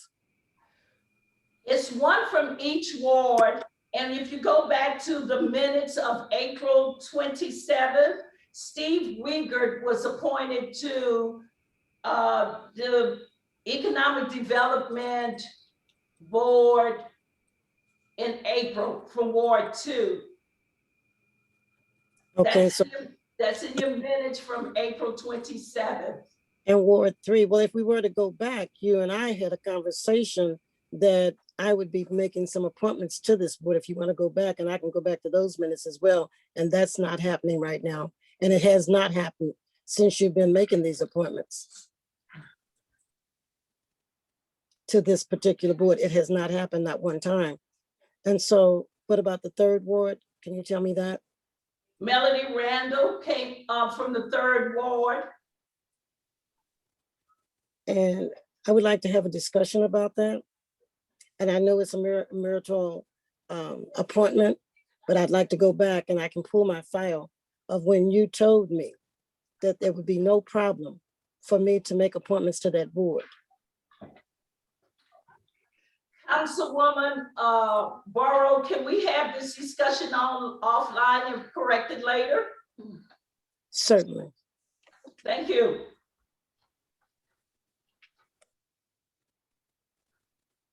Tony, did you have anything for the capital? I was just curious. The capital improvement program? Did you call my name? I'm sorry. I just said, did you have anything regarding the capital improvement program? I was just curious if you did. Yeah, we'll talk about it tomorrow if you don't mind. Oh, I'm sorry. I meant for this resolution. No, I'm good to go. I'm good with that. We on resolution 2021-15. Requesting a motion and a second for approval. Brian Griffin, so moved. Second. Quita Noah, second. Deputy Clerk Crable, could you please call the roll? Councilman Griffin, Aye. Councilman Burrow, Aye. Councilman Robinette, Aye. Mayor Jones, Aye. Councilman Lipka, Aye. Councilman Nelson, Aye. Councilman Noah. Aye. Resolution 2021-15 passes. Resolution number 2021-16 without objection with introduction by council members present. Hear none. Attorney Carey, could you please read the resolution? Yes, ma'am. Resolution number 2021-16. A resolution selecting a contractor for the Park and Recreation Management Software, awarding the contract to said contractor and authorizing the city manager to execute the contract on behalf of the city. Acting City Manager Hampton, could you please explain? Yes, Mayor. At this time, I'd like to call on Dave Musgrave, Parks Director. Dave? Thank you, Chief Hampton. Thank you, Mayor. Thank you, Council. I'll hit the high points on this. About 7 years ago, before I started here, the Parks and Recreation Department selected a company called RecTrack. They're owned by Vermont Systems to operate our point of sale systems. In the past 2 years, they've actually been sold to another company. Their customer services went downhill. Their software overall has went downhill. So within the last 6 to 8 months, we did an RFP to acquire a new software system with better customer service, better options, and honestly, a cheaper price. Up to this point, we've been paying about $22,000 a year for our software we currently have. I submitted a memo to all you guys earlier this week. The bids went out, and just to hit the high points, we had 3 bids come in. The first year costs on 2 of them were $145,000, $17,000 on another, and then Civic Rec was at $14,600 for the first year. Reoccurring costs after that annually for each company range anywhere from $8,000 to $10,000, with Civic Rec coming in at about $7,313 annually starting year 2. So just comparing the numbers, we would go from paying $22,000 a year for our software to $7,300 moving forward. The first year when we're implementing it, we'll have additional costs because we'll have to operate both softwares for a period of time while we're transitioning over. So this first year, we're anticipating will be anywhere from $22,000 like we normally paid up to around the $25,000, $26,000 range, but that's just to get us switched over.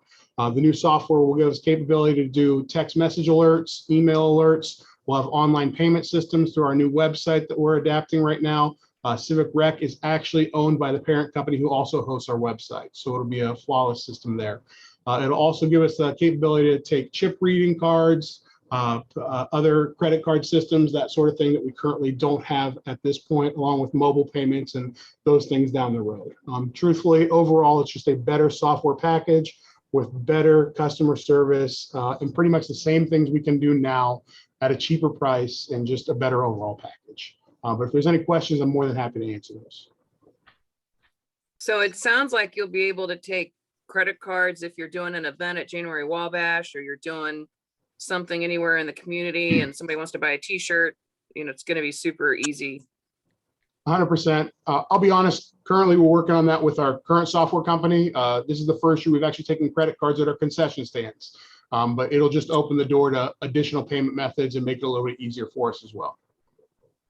Are there any cons? You've given us all the pros. Are there any cons? There is one con, but honestly, it's a moot point currently. So the only con we have is they don't offer presently a good door security system for our fitness center. The caveat to that is with our current company, it has not worked in the last year because their customer service is terrible. So honestly, we found a workaround where we're monitoring the doors with our camera system and our front desk anyway. So in my opinion, it's a moot point. Okay.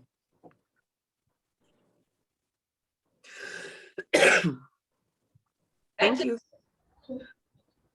I do want to point out that we did take this to Park Board this month. They voted unanimously in favor of this change, of course, from a cost aspect and also additional things with the software that we can offer. So just FYI, we did that as well. So. Awesome. Thank you. Yep. Good job, Dave. Thank you. Okay, at this time, we're requesting a motion and a second for approval. Tony Burrow. So moved. Second, Heather Robinette. Deputy Clerk Crable, could you please call the roll? Councilman Burrow, Aye.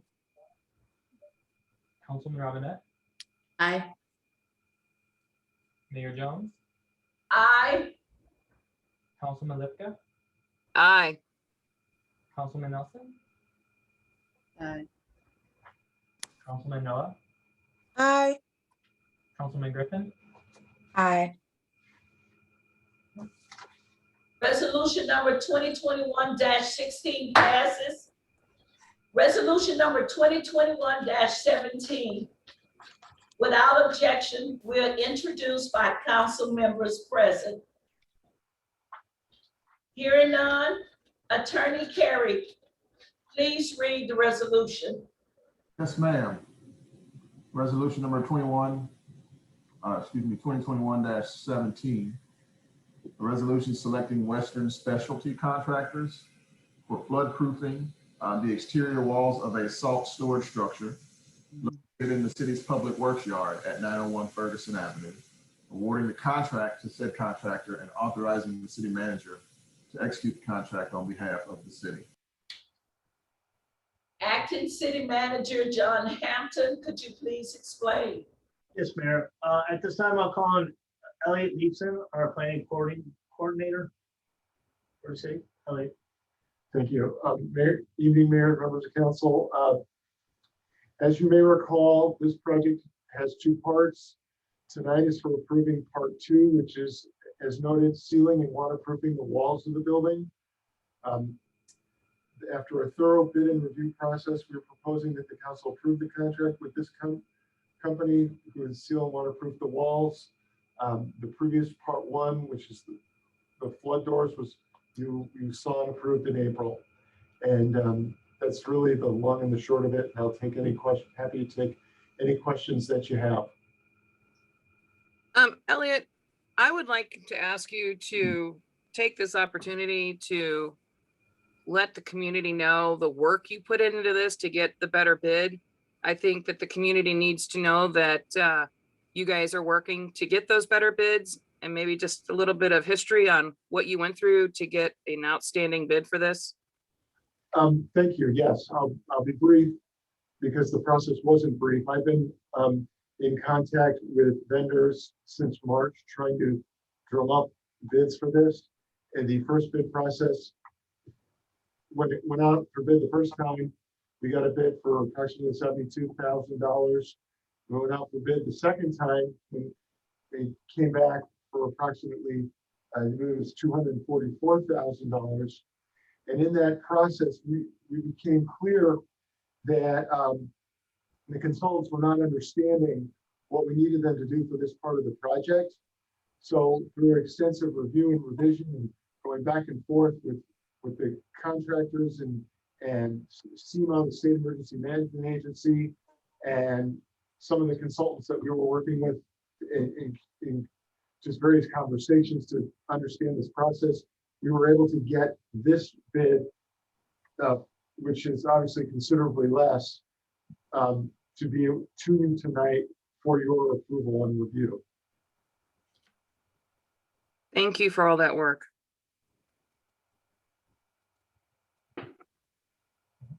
And what is the final bid? $24,725. Thank you.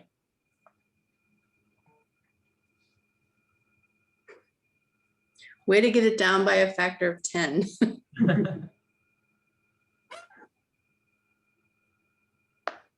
Thank you.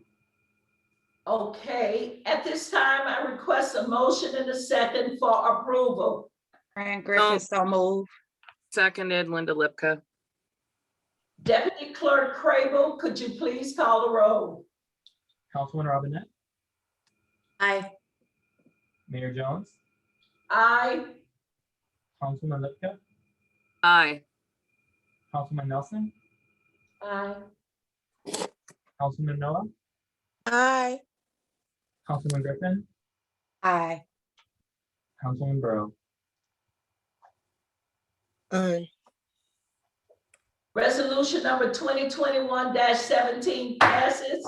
We move to bill requiring first reading. We have bill number 7209. Without objection, will introduced by council members present. Hear none. Attorney Carey, could you please read the bill by title only? Yes, ma'am. Bill number 7209. An ordinance authorizing the mayor of the city of Ferguson, Missouri to execute the deed and acknowledge other documents in order for the real properties to be transferred to the city for the city development and/or beautification. Acting City Manager John Hampton, could you please explain? Yes, ma'am. Mayor, this is for, so we can get the structures off CoStar. The wordage has been the same, and so that's how we worded it this time in this reading as well as in the past. Thank you. You're welcome, ma'am. At this time, no action is necessary for the first reading. Bill number 7207. This is the second reading. I request a motion and a second to read the bill a second time and place upon its passage. So moved, Heather Robinette. Second, Figure Nelson. It has been properly moved and seconded. Bill number 7207, Acting City Manager Hampton, do you have anything to add? Mayor, I do not have anything to add. Council members, do you have any additional questions about Bill number 7207?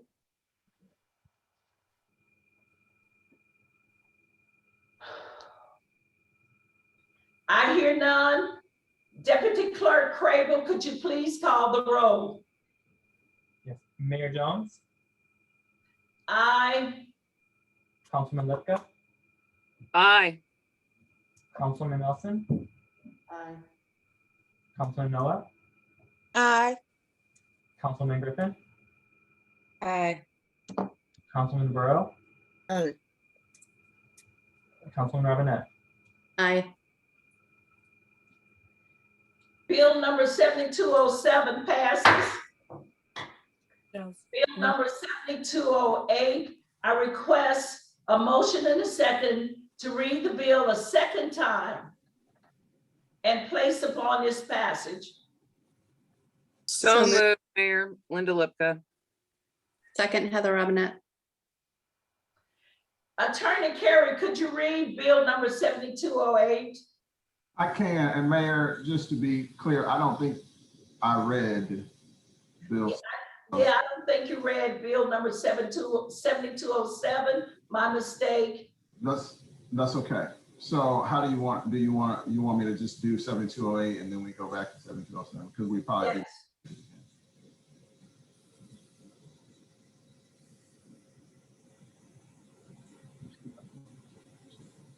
Yes, you can. Okay, all right. Bill number 7208, an ordinance repealing ordinance number 2019-3663 and adopting an ordinance fixing the salaries of part-time employees of the Parks and Recreations Department of the City of Ferguson for the fiscal year 2021-2022. Acting City Manager Hampton, do you have anything to add? Mayor, I do not at this time. Council, do you have any questions at this time? Hear none. Deputy Clerk Crable, please call the roll. Councilman Lipka, Aye. Councilman Nelson, Aye. Councilman Noah, Aye. Councilman Griffin, Aye. Councilman Burrow, Aye. Councilman Robinette, Aye. Mayor Jones. Aye. Bill number 7208 passes. Per my request, Attorney Carey, could we go back to bill number 7207 and read it, please? Yes, ma'am. Bill number 7207, an ordinance repealing ordinance number 2019-3662 and adopting an ordinance fixing the salaries and other compensation of all officers and employees of the city as provided in section 2-47, compensation of chapter 2, administration of the code of the City of Ferguson for the fiscal year 2021-2022.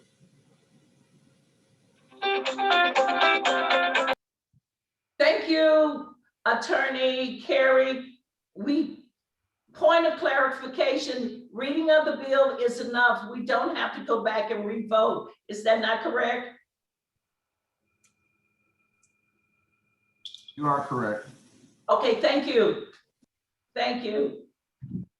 Now we move to our miscellaneous portion of our meeting, starting with Councilwoman Noah.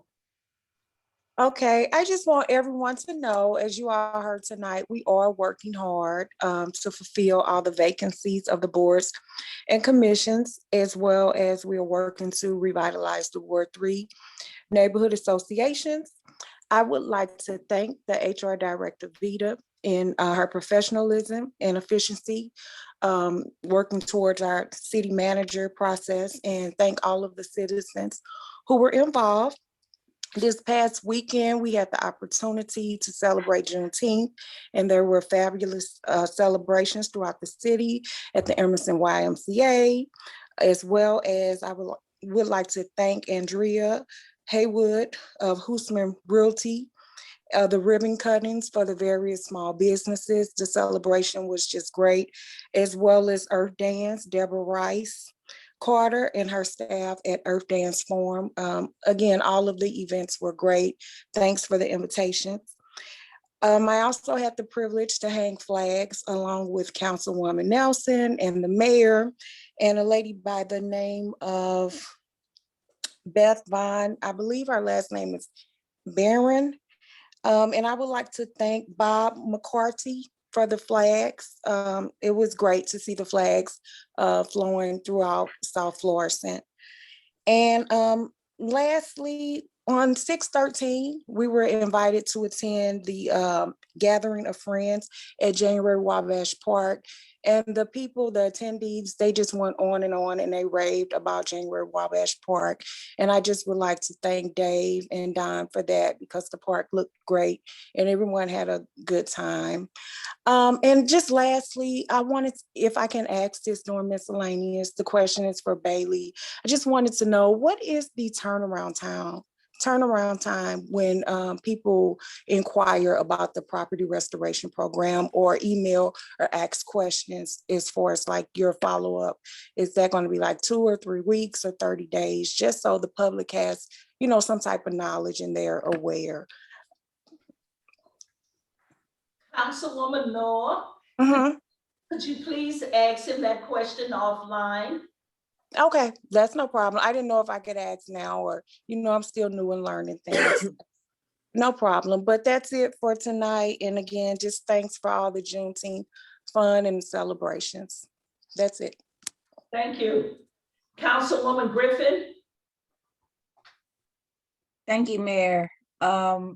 Thank you. Also, Miss Vita did an excellent job. I think the second time around when we did the community forum, it was definitely really organized, and it was good to be able to give the community an opportunity to get a feel for the different candidates and be able to provide some feedback on it.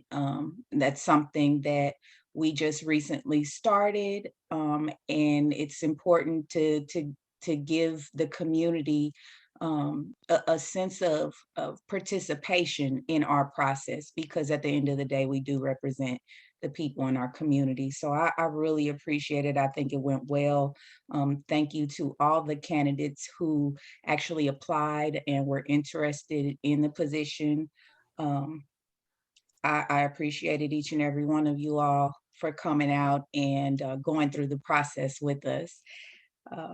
Secondly, the Juneteenth events, they were absolutely beautiful. I know this is the first year that we have celebrated. I immediately thought of all the different things we could put in place to really just make it, just fantastic. But it was beautiful. You had all the vendors outside selling food, and all the beautiful colors and the music, and the community, the sense of pride in celebrating a holiday like that for the very first time. It was very liberating, and I definitely want to thank the city for, not only, we actually took the step prior to it becoming a federal holiday. So I want to give a kudos to us for doing that, because that was big. That was really big. I want to also congratulate all of the volunteers for the boards and commissions. We definitely needed that. And we are going to continue to be looking for people, more and more folks, to be able to participate in this process, because again, it's about the people. I myself, actually, we had a produce distribution today at St. Peter's Church in Ferguson. And we gave out some last week, last week, bunch of produce. This week was the same thing. Next week, we're going to be having another delivery. So if there's anybody in the community that needs some good produce, the stuff is fresh. It's cold when it arrives. So if you need anything, please feel free to reach out to me, or you can give us a call or come by Tuesday at 11 a.m., which will be the distribution next week. So again, and anybody that knows anybody in the neighborhood that is in need, please feel free to contact me or contact the church, or you can just pull up on that day, and then we can make sure that we will get you taken care of. I wanted to address the closed sessions and the transparency comment. I definitely feel like, we should be having more public comments. I mean, not more public comments, but more dialogue. The community needs to see that dialogue so that they can see how we work through certain processes. I know there are some things when we definitely need to have a discussion closed session for whatever reason, but I'm definitely into having dialogue in a public space. And so I'm looking forward to doing more of that. I feel like when we have those type of conversations, we can generally find common ground even when we do working sessions, we don't necessarily always agree on everything, but we're somehow able to come to a resolution and work together. So I'm looking forward to more of that. Congratulations to the awardees. Being able to provide community service and serve the needs of the community in the middle of a pandemic is that's not an easy task, because on top of, being able to provide those services to the community, you have to keep yourself safe as well and make sure that you are not, you're not bringing anything into somebody else's space. So you all have served well over these months, over a year at this point, to continue to provide the needs of the people in the community. So my hat's off to you all. I've worked closely with several of you all, and so I look forward to continuing to do that. Thank you so much for all of the support and the effort that you have done to making this community safe, basically, and taking care of the needs. I appreciate that. Lastly, I wanted to touch on, we recently had the DOJ come to the NPSC meeting and go over, well, they actually just wanted to hear what our concerns were in regards to the policies that had been revised, finalized, approved, posted on the website, reported to the federal judge as completed, but then revised. And we asked several questions for clarity. And we are looking forward to receiving those answers and also participating in the next process, so that we can continue to provide those recommendations. I really appreciate them for taking the time to come and communicate and be transparent in a way where we can ask those hard questions and get the answers. So I know the community's looking forward to hearing back from them. I am looking forward to hearing back from them, and hopefully we can move forward in a very productive manner. Thank you, Councilwoman Griffin. Thank you. Councilwoman Burrow.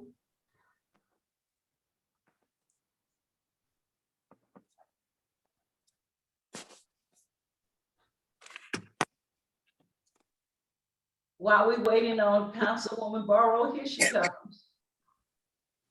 Thank you. I have a couple of things. I was looking at Mitchum's comment for this evening, and she talked about a statement before she actually got into the meat and potato of what she was going to say. I think I want to make a statement. I was raised on the premise of your word being your bond. And we talk about transparency. We drop that word like some people drop dice. And it becomes so common that it's not uncommon. And so the thing about it is, when we talk about it, but we're not being about it. I want to comment that when Linda read her letter because somebody was late, what we got there is this. It's a follow the leader thing. It wasn't too many weeks ago that the mayor decided they're doing miscellaneous comment. She just had to read an email that she had gotten from somebody in miscellaneous comments. So you set a precedence when you do things like that. So the next person gets to do it too. And the next and the next and the next, because we have no SOPs. We have no process and procedures. We do what we want to do. We call it out like that.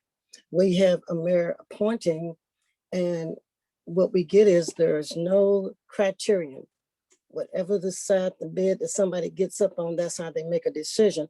We have somebody, and I'm going to name Mike Palmer, for example.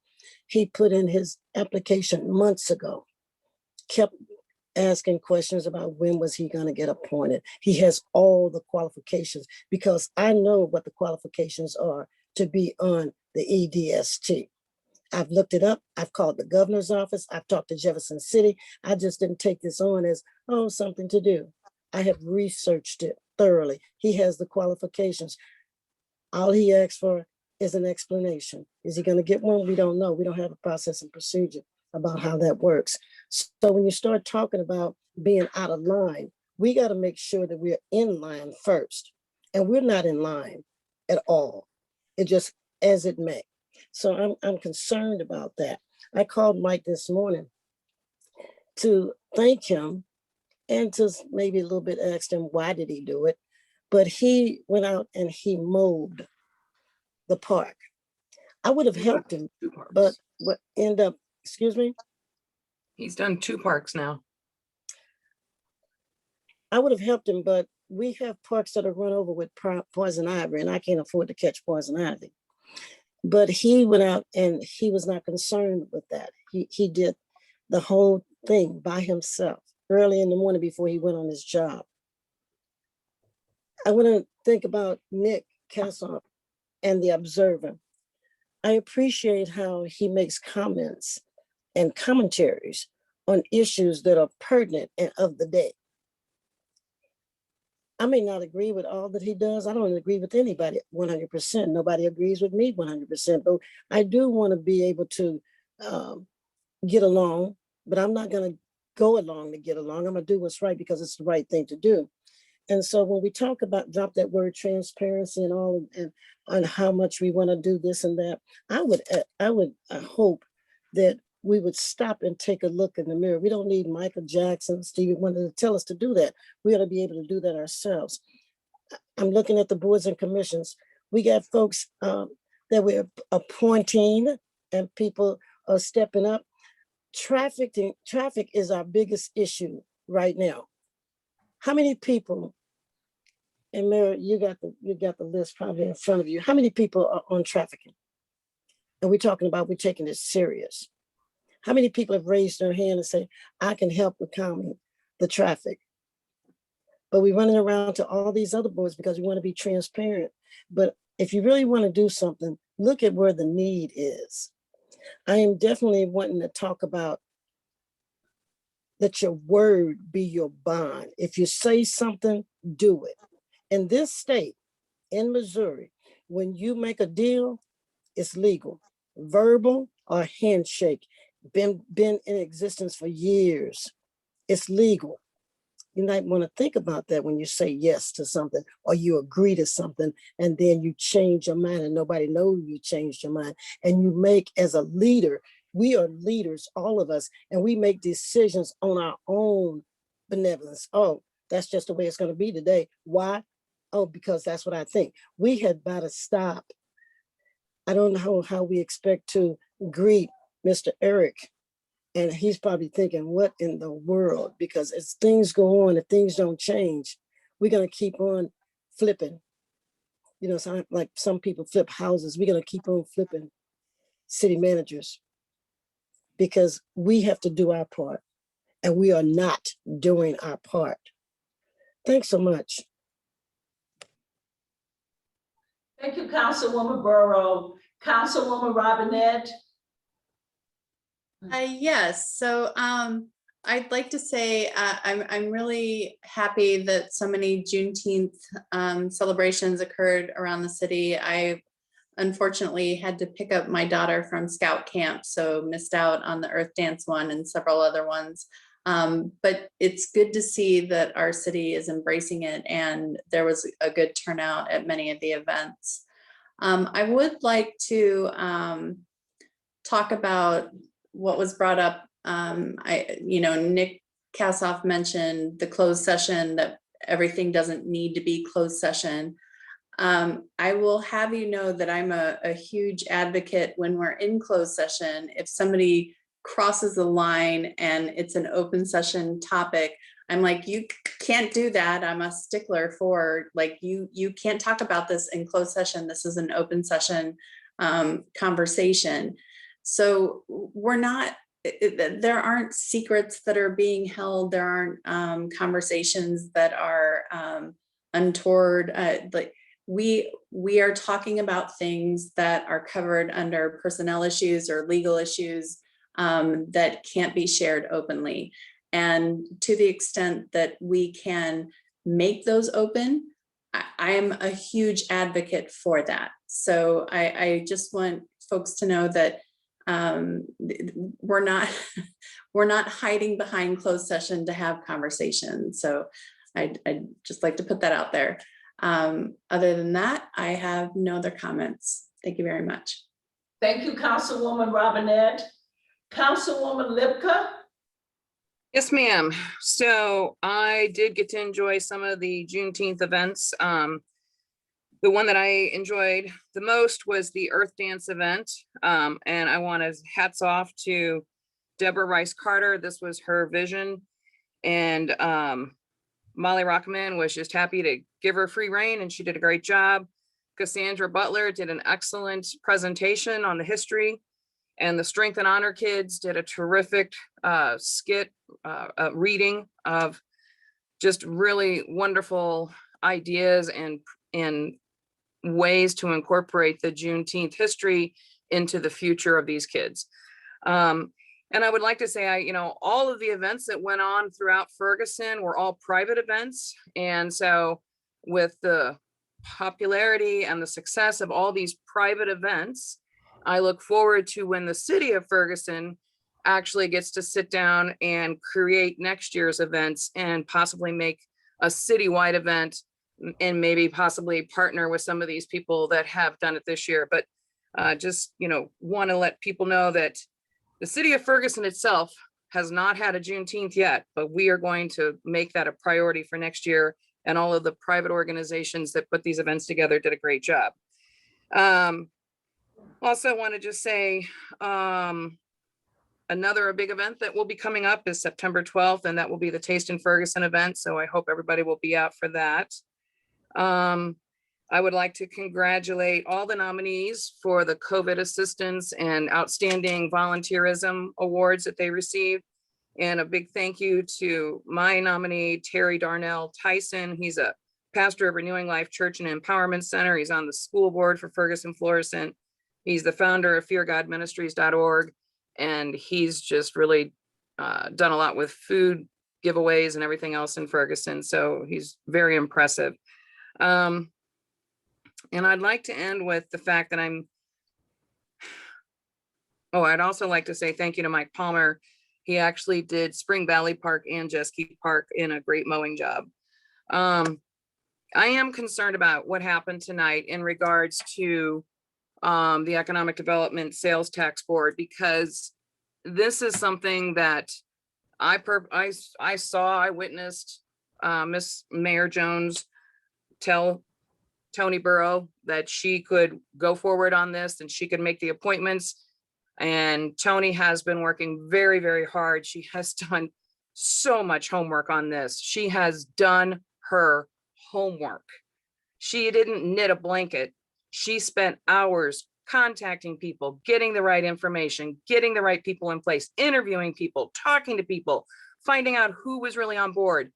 And for her nominations to be disregarded tonight, I think is a shame. It's a very sad, sad shame. And the fact that the nominations, Mayor, that you made, you didn't even have the courtesy of discussing with her, that is a shame too. And I know they're your appointments, but you have a partnership, you agreed to a partnership with her on this, and it's just a shame. So that's all I have. Thank you. Thank you, Councilwoman Linda Lipka. Councilwoman Nelson.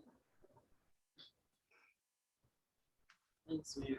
Just a couple of quick few things for me. I want to just say congratulations to all the honorees tonight for the COVID-19 awards, for all their hard work and dedication they did do in the pandemic and continue to still do. Want to thank all the invites for the Juneteenth celebration. We did have a phenomenal Juneteenth celebration at the Emerson YMCA. I was able to attend the Ferguson Juneteenth celebration as well as Earth Dance, and they were all phenomenal events.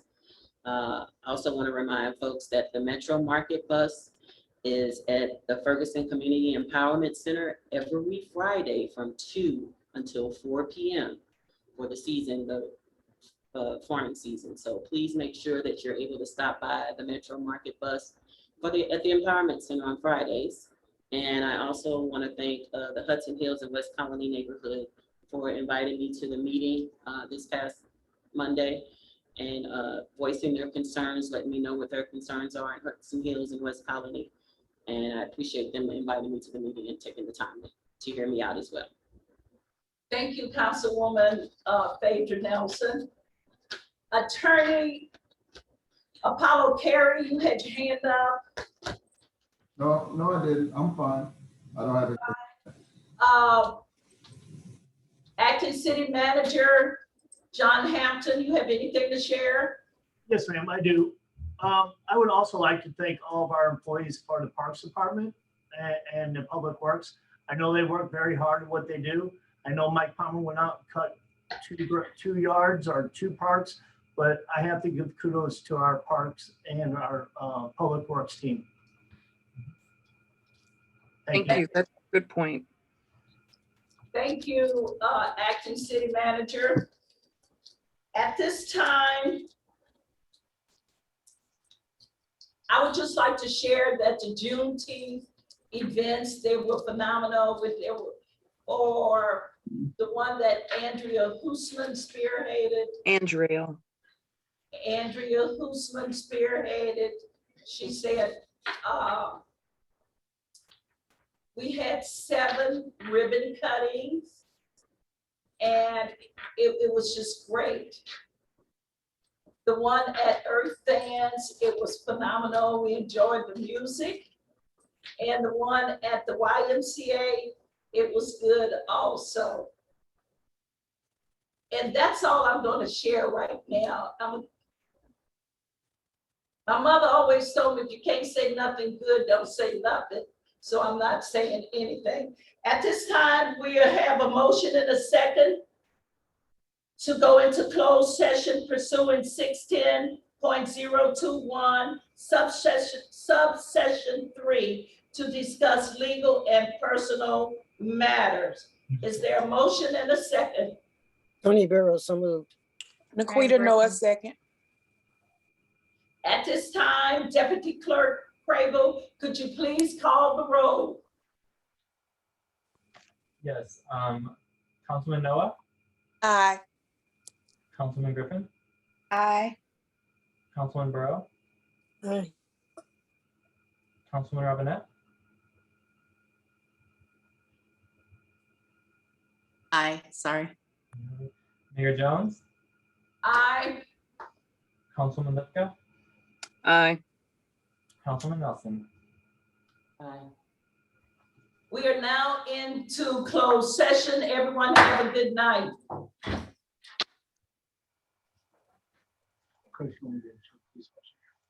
Good night, everybody. You want to check it from, please?